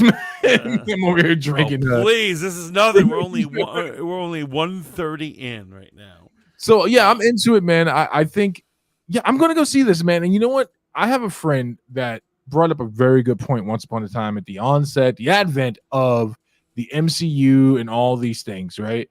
He said he didn't like comic book movies because they had replaced the epics and action movies. And you know what? I'm happy to see the epics come back. I think Troy was the last epic that anyone actually moderately enjoyed. I enjoyed Troy. I know you weren't the biggest fan. But it's cool. I'm going to go check it out, man. And I think another thing, too, given the success of a show like Game of Thrones and that reintroducing the epic grand scale of these type of stories, I'm really looking forward to this, man. It's 2 hours and 36 minutes, by the way. Oh, that's fine. That's fine. Nowadays, I mean, like, yeah, because MCU movies are like 2:15 nowadays. So like, they're getting bigger and bigger. So I'm fine with 2:35. I want to see an epic movie, like Gladiator. I want to point out that my issue with Troy, I didn't like that they removed the mythology of it. Yeah. Like I believe that the the Trojan War is meant to be filled with gods and goddesses and magic. And to see that removed just kind of like took me out. I was like, what is this? And so Roxanne M just joined in and just stoked my fears. What is this one starting now, Troublemaker? Just saw the Acolyte episode 7. It's going to be more fuel for the haters, but I like it. I'm just worried that the show can't be wrapped. It's not going to be like Andor. It's a continuing series. Right. Which means you're not going to wrap it up in that time. And I'm glad. I'm actually glad. Here's what it is. I want some things answered this season. Like if they answer nothing. I'm in shambles over here, bro. Yes, I want to see a season 2. You're dying of suspense. You can't deal with mysteries. Steve can't deal with things being no. Outside of my control, I can't deal with these things, man. But since we're talking about the Acolyte, man, we got to talk about Rotten Tomatoes, man. What the hell is going on, big guy? So this shit came across my desk as I was driving home from work the other day, and Tyrone Magnus reported that someone had sent in his comments that the fan reaction to Disney Star Wars shows had been removed. So he checked it live just to make sure everything was good. And it wasn't just Disney Star Wars, to be honest with you. It's everything. Yeah. They have removed the audience scores for everything. Yeah. So what are your thoughts? What do you think is going on there, man? Well, I know what is going on. It's obvious what's going on, right? What's going on? It's the same thing when YouTube took away the dislikes. So we have a dislike button, but it doesn't display how many dislikes. But you know why? Remember, YouTube makes money because we as YouTubers are advertising ourselves and our content on it. Right. And so would I want to be on an app that every time I do it, people are like, Mantis is a homo. And they all gave me downs. And I had 5,000 advertises. I have 5,000 down numbers and 100 likes. Right. That would be horrible for me. And so in order to eliminate that, some people are like, it's about people's feelings. It's not about feelings, it's about money. Right. As long as the world doesn't know that I'm an idiot and I'm disliked, I will keep using their platform. But if I start getting ratioed, I'm out. You know who doesn't like to be ratioed? Coca-Cola or Fox News or CNN or any of these Adidas. All these guys, they don't like being ratioed. So when they put out a stupid racist video ad that stars, Kylie Jenner, with a Coca-Cola pretending to be an ethnic girl, and then suddenly it gets ratioed. Right. They feel stupid. They're like, I pay for this YouTube crap, and I'm being mocked, and so they eliminated it, right? And so here's what I'm saying: to the little guy, it sucks, right? But to the big people making money, I understand why. And so it doesn't help Rotten Tomatoes that Rotten Tomatoes is being used by a group of trolls who hate black women. That's not good for business. Right. Anytime they're like, hey, this new movie that stars a woman, and then all the trolls are like, see, we prove that black bitches ain't shit. That is not a good look. That is absolutely not a good look, right? So to be honest, I think it's about time. It's about time that here's what it is. They need to take away the haters' ability. The only thing giving the haters the ability to mock products was an audience store. I don't even know why it was there. Remember, Netflix used to allow us to vote. Right. Now when we vote on our stars thing on Netflix, it only reports to us what we thought. And before it used to be universal, they got rid of the star system for a while because everyone universally attacked Amy Schumer's stand-up. As they should. As they should. They should. Evil needs to be confronted and stopped. Dead right. Evil can exist when good men do nothing. Yeah, but here's the thing, right? There have been some instances where the audience score has worked out in our favor, right? Say, for instance, you and I went to go see Black Adam, right? And the critic response was horrible, but the audience score was amazing. And I'm glad to see it wasn't just Disney, because the narrative was already starting for some people Shout out to Jeremy from Geeks and Gamers and Tyrone for being honest. Like, hey, it's not just Disney Star Wars. They've removed it from, it looks like a lot of different properties. Right. But yeah, man, you guys hit that button too often. And then I'm not an HTML coder. I don't. Bye, Carmen. Have a good night. Have a good night, Carmen. I don't design. I've only designed one website in my entire life, right? I wonder how much more work would go into adding that annoying little prompt to see if you're a bot in freaking Rotten Tomatoes, right? Like, there's got to be a better way to deal with this, right? Yeah, I agree. Why not have the thing where like you're about to vote and then they're like, prove you're a human. Yeah. Click on the bridges. And then you're like, I don't get it. Is an overpass a bridge or is it not a bridge? I'm not sure. And you're like thinking over hard, or like they're like, click on everything that has a bike in it. And I was like, well, that's a bike. But it's only one bike. Yeah, you're like, that's a bike handle. Does the bike handle count as a cube, a bike cube? And so those are. It's funny. It's hard proving you're human. Actually, I think in the general elections, you should have to prove that you're a human, like to other humans. Like, I think you should at least prove you're a living American. At that right, but apparently I'm a racist for thinking that.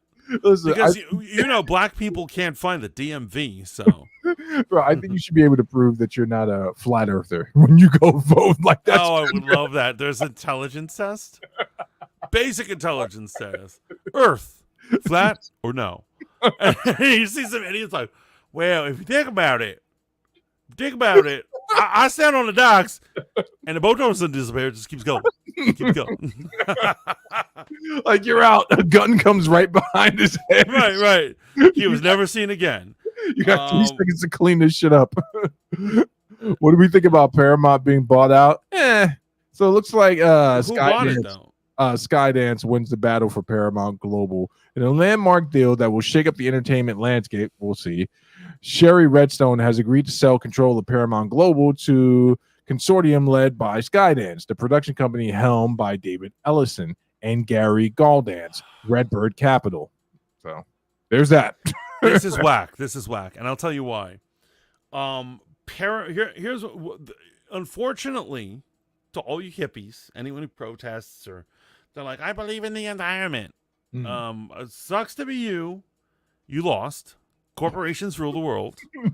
And so nowadays you have to be a huge corporation to get noticed. And that's what the problem with all these small streaming apps is. No one's using them all universally. Right. People use Hulu and they use Netflix, but they don't really use Peacock or Paramount or these small ones, right? I was really hoping that Paramount would be purchased and absorbed by one of the bigger guys, like Warner Brothers. Right. I would love to see Paramount and Warner Brothers come together and make like basically a super streaming service. Yeah. But I don't want more no names. Like, you just named guys who I've heard of, but like they don't have content. Bro, Paramount shouldn't have been a streaming apparatus at all. It shouldn't be its own. It should be part of a thing. And so that's why I like that. Like, for instance, when you get Warner Brothers, at least Warner Brothers has a lot of different content going on. Like HBO Max has a lot of different things going on. Yeah.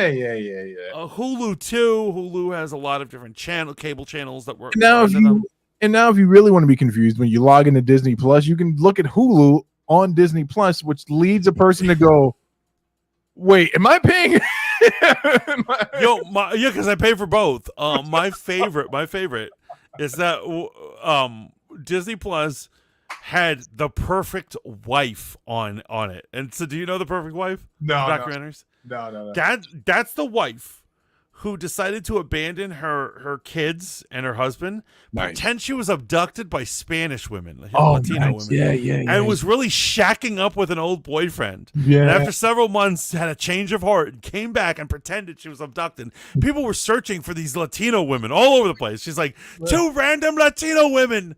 I kept me in the basement and lit cigarettes on my skin. And people were like, bro, like rape you? And she's like, no. Like, okay. So they just kept you down there for no reason. When you see her interviews, it's crazy. She's like, they're like, what do you remember? She's like, I remember they were speaking Spanish.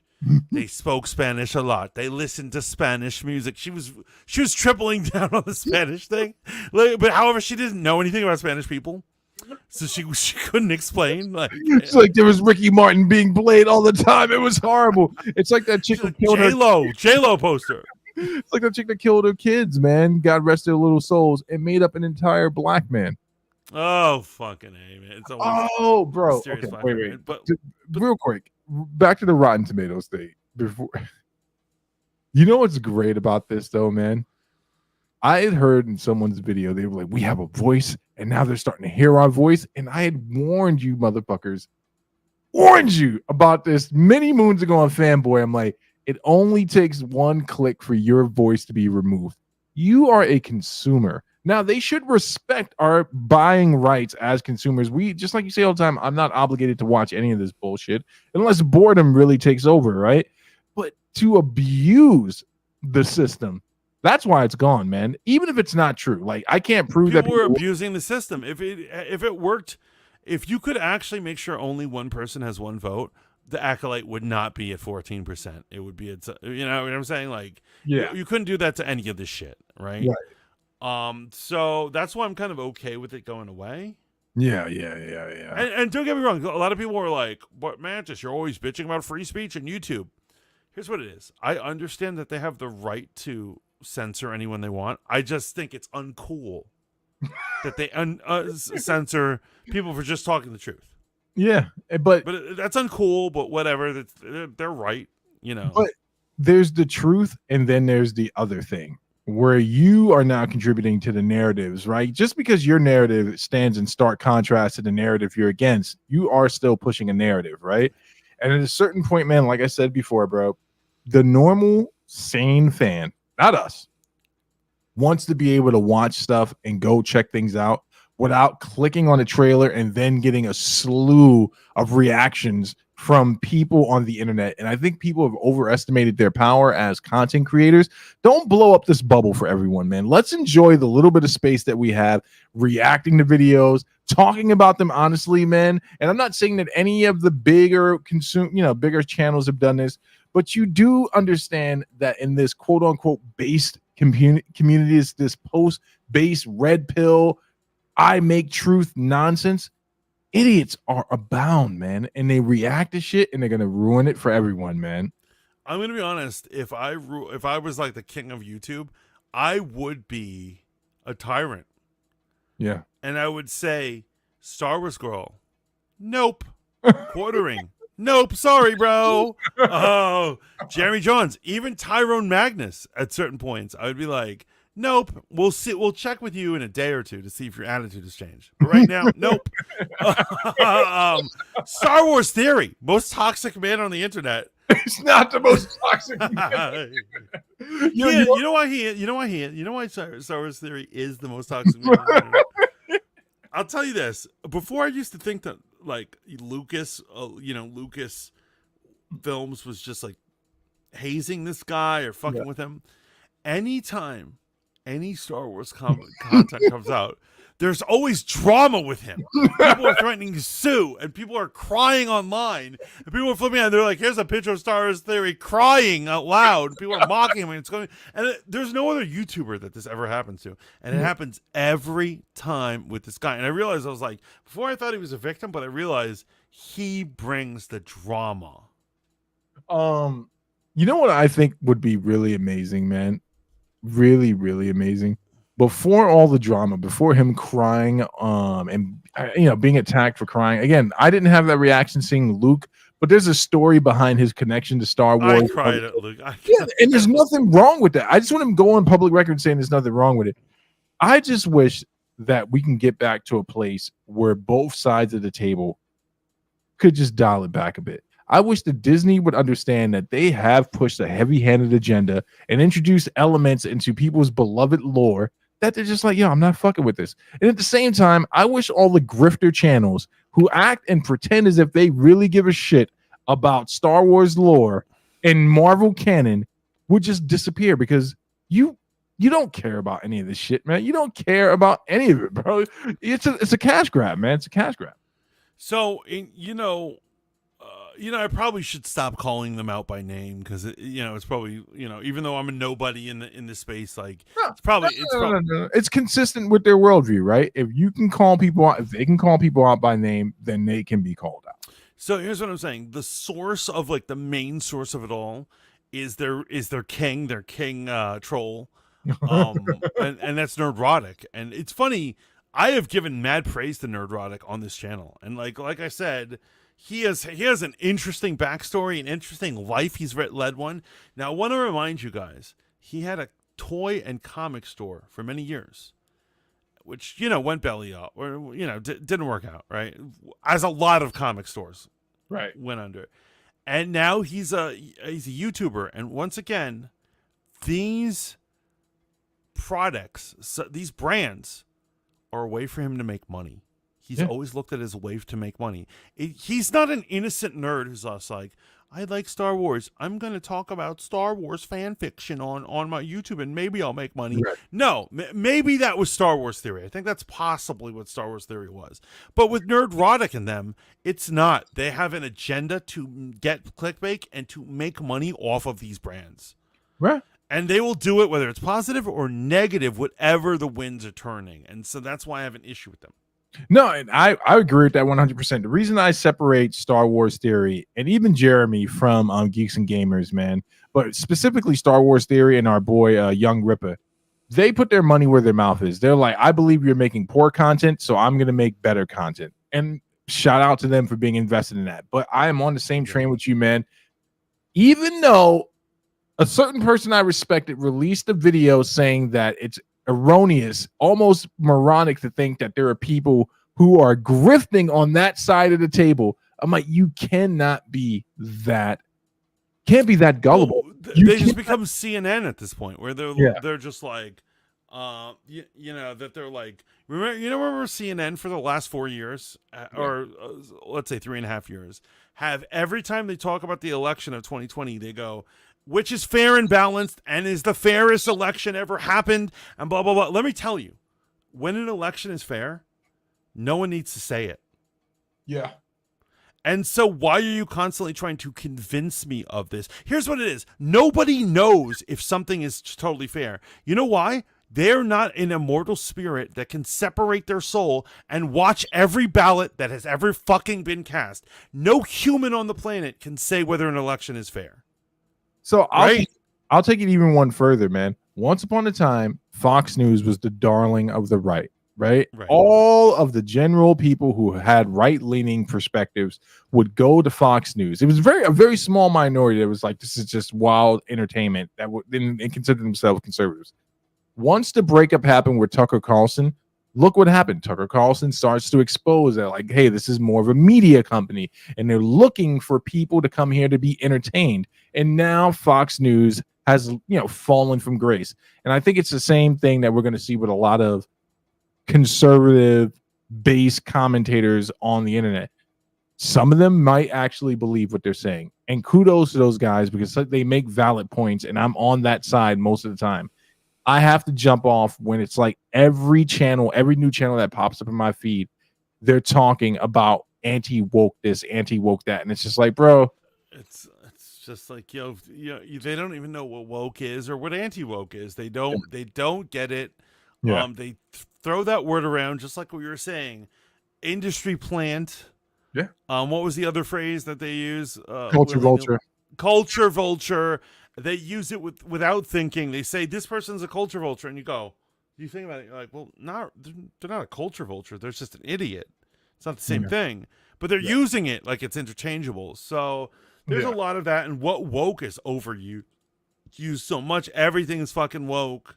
Yeah, absolutely. If you like anything other than vanilla ice cream, you're woke. You're woke. Yeah, you're woke. Coffee ice cream, this thing is woke. Mad woke. But however, I will say this from a business point of view, I like to think I like to transport myself into the person running it. In terms of Rotten Tomatoes, I completely understand why they want to stop this unreliable voting system. Yeah, absolutely. That is used to mock people who pay for space on my website. And actually, Rico said earlier, actually build websites. It's really not difficult to add. It's a pre-built function from Google, CloudFront, etc. Talking about being able to verify if it's a human or if it's a bot. That part needs to be addressed right there. I want people to have the ability to vocalize their opinion. I just don't want you to be able to abuse the system. And getting to Roxanne's point, tonight's episode of The Acolyte was already rated as a 3 on IMDb before the episode aired. What more proof do you need? When they do this, and it's she just says when they immature. do this, it's just immature and sad. Doesn't make the studio change anything. Yeah, they should not be able to vote on it before it aired. And obviously. And to be honest, I already don't trust critics. I already don't trust professional critics. However, I think I'm starting to trust the fans less. And so I don't, to be honest, I don't need either rating. No, Let's really get rid of all the ratings. Fuck this shit, bro. Cisco and Ebert have never stopped me from seeing a movie, and neither is Rotten Tomatoes. Bro. Yeah, they were like, it was so trite and repetitive, very, very reminiscent of Alfred Hitchcock's early lesser works. Shut the fuck up. I actively avoid those type of people. Yeah, no, I'm not into it. I'm not into it. It doesn't serve anything, and so these scores, I certainly don't trust critic scores, but like I really don't trust the masses, and you know. But speaking of The Acolyte, my brother, we're at the 151 mark. Oh no! Did you think you were gonna slide on out? Because you're not. Because there's one more subject I need to talk about. I put it in the title, my man. What's in the title? The Boys. Are you caught up? Oh yeah, I'm up. Wait. New episode. I saw it last week. You know, we talked about it and with Camp Fever and all that stuff. Yeah, that was pretty gross. So the question I have for you, and let's get into this. Are they going too far?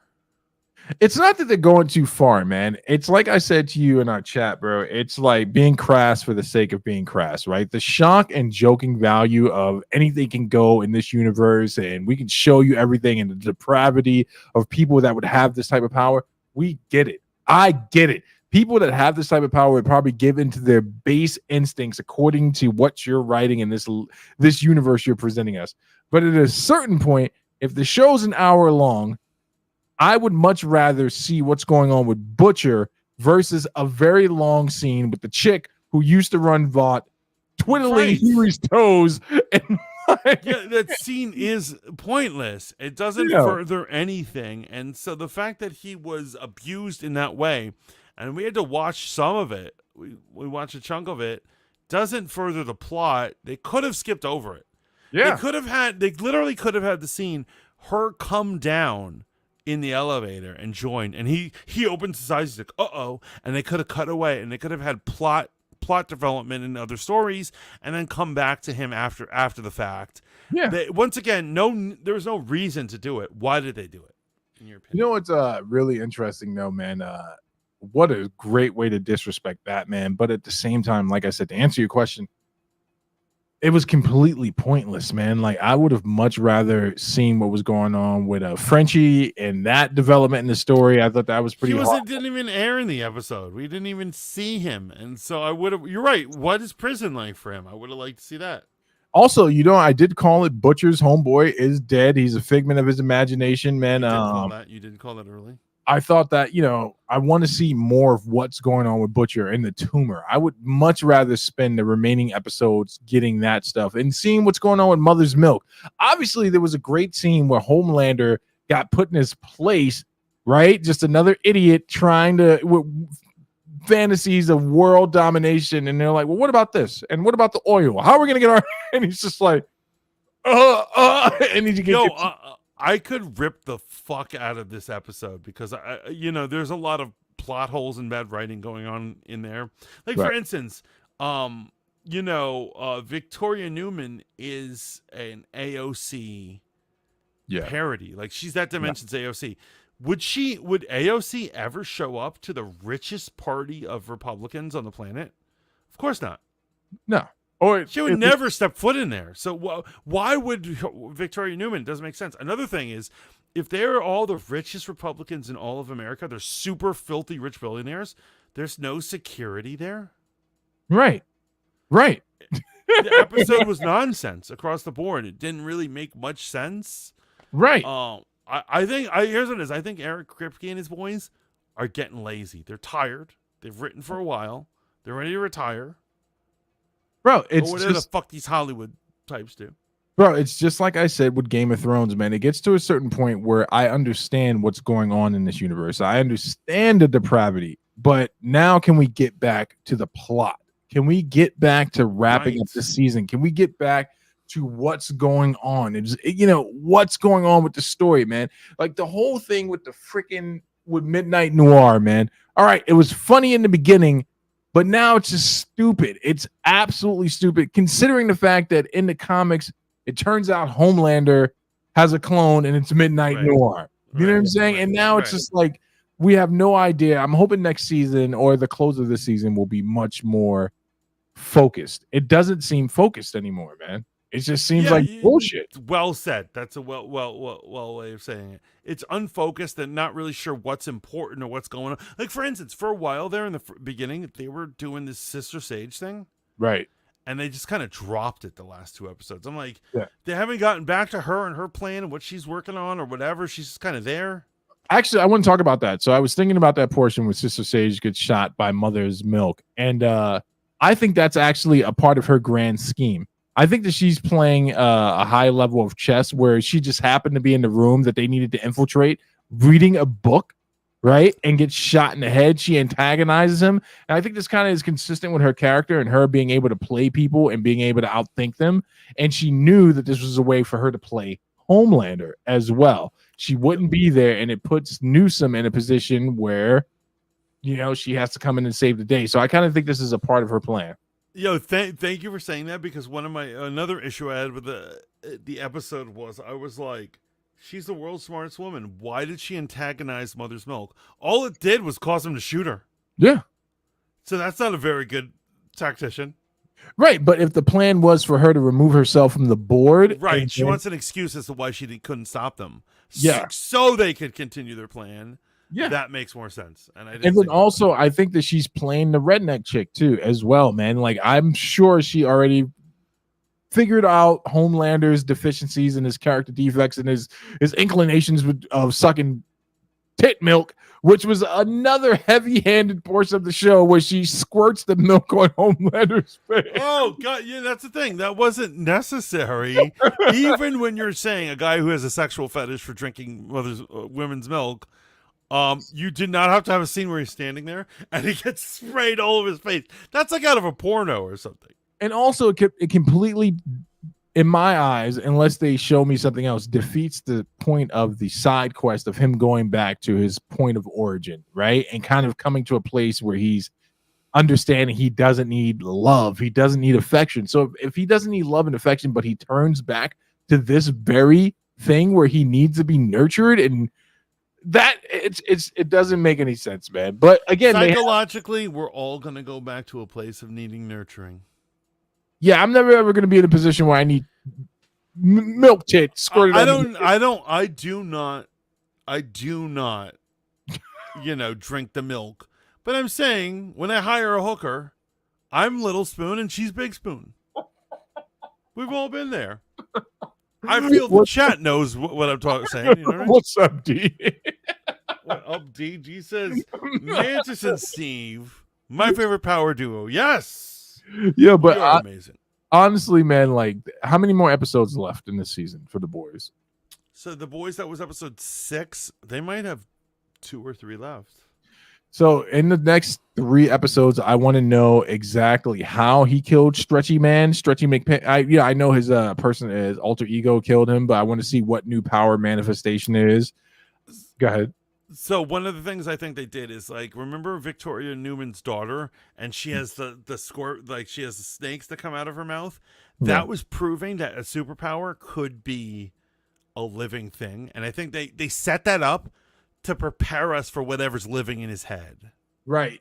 So they have the animated boys series on or one-off on Amazon there, and there is an instance where a woman has a tumor and her son gives she has a tumor and her son gives her the V, and the tumor actually comes to life and it comes out of her, and it's like, they mentioned that it might be the one thing that can kill Homelander, but people seem to think that that's where this is going. Yeah, this is actually Oh wow, I didn't know that. Yeah. If you go watch it, literally, it's like an Asian guy and his mom, and she's dying from a tumor, and they put.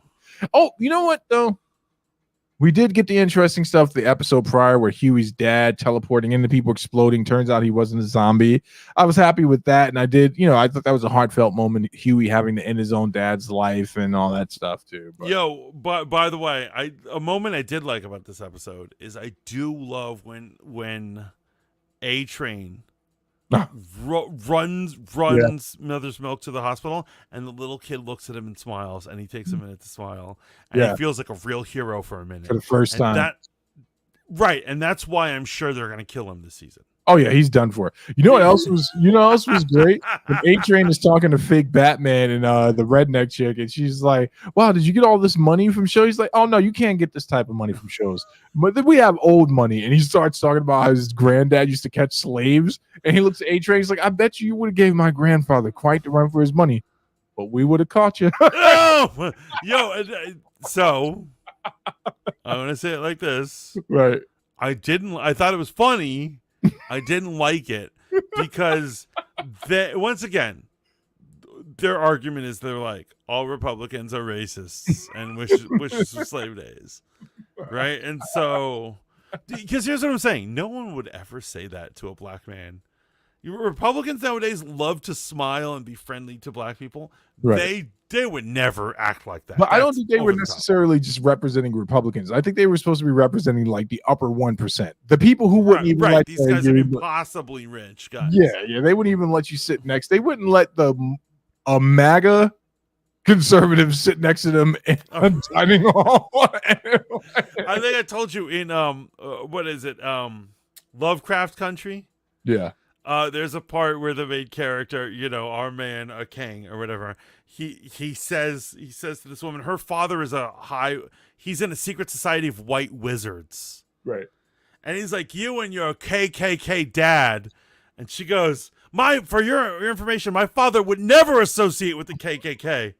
They're too poor. That's what I'm talking about, man. That's absolutely what I'm talking about. People so rich that they look down on the KKK. And as they should, man. You just cannot be mixing up with these inbreeders, man. Again, to answer your question, it was crass for no reason, but let's see where it goes from here, man. Thank you. It's horrible that I'm saying this because I like the show, but I feel good that there's only one season left. You know what I mean? Yeah. Like I don't want to see any more giant prosthetic dicks or fucking people ramming their mother in the ass or whatever the fuck this guy has in store for us. Can he calm down? Can he use an editor? So Roxanne says Tech Knight is supposed to be a slick Hollywood guy. It's hard to believe that he would just be that blatant. But he's not just supposed to be a slick Hollywood guy. He's supposed to be Bruce Wayne in this universe, and he comes from old money. So old! Would Bruce Wayne, a tactician, act like that? But here's the thing. He's a parody of him, man. He's a parody of Bruce. I'm saying even if it was racist, he would tacticially not act like that because he's a tactician. But that's what makes it a parody, right? The parody is it just fits into what The Boys does all the time, man. If there was a character like Bruce Wayne in their universe, of course he's a degenerate. Of course he's a degenerate. It's only one step over from Batman being a degenerate. Anyway, if you really think about obviously they played on the big ones, right?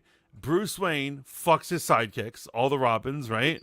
He has a cave, a secret cave. What's down in that cave? Sex toys, right? What's the chains? And then also he comes from old money, so he must be a racist. So listen, man. In my prior profession, I worked with some of these wealthy people, man, and I worked with a family once that they made their wealth from tobacco. And cotton wasn't the only thing that my forebears were forced to pick back in the day. They owned quite a few plantations. So I understand how this old money thing works, man. But let me ask you, be honest with me when I ask you this. Did at any point when you're hanging out with them and they're like, hey, Steve, how are you? And they're like, we remember that, our grandfather used to tell us the good old days when blacks used to pick our tobacco and rub it in your face like that? Yes, but it wasn't from a conservative side. I actually worked with a family that was liberal leaning, and were joking. I told them that their son used the N-word, like not with a hard R, but with the A. Not that it makes that any more acceptable. And the mom said, now this is a mom that helped a left-leaning president get into office. That's as far as I can go without violating NDAs. And she actually looked me in the eyes. She was like, yeah, but why can niggers say it and we can't? I believe it because lefties are racist. You see how you were able to suspend disbelief? Now I believe that race isn't like that. The black butler, I love that he strangled Tech Knight. He's like, I'll make it look like an accident. And when they're leaving, the Gimp waves at them. I mean, the show, and so and then poor Mother's Milk has to get shot with Web Reaver's friggin' him reaching up into that dude's ass. Like, come on, man. Can I just watch a fucking A, man? Fuck this shit. I'm gonna go watch The Alkalite. Did you have fun tonight? I did have fun, man. Did you have fun, brother? I had an amazing time, and I bet you're all having an amazing time listening to the Fanboy Modeling School on Riz Radio. That's right. You guys can catch us every Tuesday night, 9 p.m. to 11-ish p.m., man, and you can catch the recaps over on Fanboy 6 p.m. to 10 p.m. I believe is the time. Right, throughout the week, man, throughout the week. But if you want the real deal, legitimate thing, you hit us up on Facebook, YouTube, Rumble, or Twitch. We're all over the place. Right. Or are we still streaming a Kick? Nah, kicked us by not showing us any love, but we can get back on Kick. Kick. They're gonna grovel one day. They're gonna degenerates. But anyway, Roxanne has been saying this all week to me, so we're gonna have to do it. Watch Supercell. Apparently, this is either the greatest thing that's ever happened or the worst thing. It's gotten another show that's very divisive. But I assume that it's mostly racist who hate it. Yo, did you watch They Clone Tyrone? No. That was amazing. That was really Was it good? Yeah, very good. I'm gonna check that out then. See, off the strength of that, man. But yeah, all right, we were wrapping up, but let me just say this, right? I love the movie Get Out. And I think it deserved to be as popular as it was because it wasn't really just a movie about racial commentary. Turned out it was just a bunch of rich people doing weirdo, rich fucking shit. Them being white was just an afterthought, and black people being abducted was just an afterthought because they were just the easiest people to abduct. But I feel like we've been getting hit with a lot of content after Get Out, where it's like because they parade a few black people out, I'm supposed to instantly watch it. And a lot of it's bullshit. I tried to watch The Amazing Magical Negroes, and I have to admit, at first I was into it, but then I made it to the 40-minute mark, and I was like, you know what? I don't have much life left. And I turned that shit off and went right to bed. It hadn't offend me or anything. I was just like, no, thank you. Remember, Hollywood will take advantage of any type of fad. So when superheroes came about, everyone was making superhero movies, right? It's like, it's normal things. And so once again, what Get Out did really well, everyone's like, wait a minute, I can make money talking about blackness? Yeah. And so they've all been trying to do it, and a lot of them fail, some do good. They Clone Tyrone was a great movie. I haven't seen Supercell yet. I'm going to though. All right, I'm gonna check that out. I do have a beef with the black Brits taking on our jobs and stealing our I hate British people in general, but particularly black British people. Go to a real black country, America, asshole. What are you talking about? Here's what it is. I like John Boyega. He's just he doesn't understand. He's confused. You know what I'm saying? Like, I'm a Hotepa, and he's some mainstream Negro, and I'm like, oh, you think the Queen's gonna save you, motherfucker? You need to come over here. Right. So I give him a pass. Folks, you can catch me Thursday nights, Sunday nights, 10 p.m. for Mic Check, where I just take a huge deuce on the popular hip-hop culture and have a great time doing it. And we play some great music, man. We actually did the top 10 most controversial rap songs according to Chat GPT. And it picked the worst songs, bro. It picked the most obvious songs. Yeah. And you can check me out every Sunday at 6 p.m. to 10 p.m. on Burn Your Degree, where I just talk about stupid shit that's happening in the world today. So please check me out. Fat Mantis here, and over there we've got Steve, real name, no gimmicks. We are out. We are the Fanboy Modeling School. We love you. Remember to like, share, and subscribe. Till next time, ciao for now. Peace. Bitches.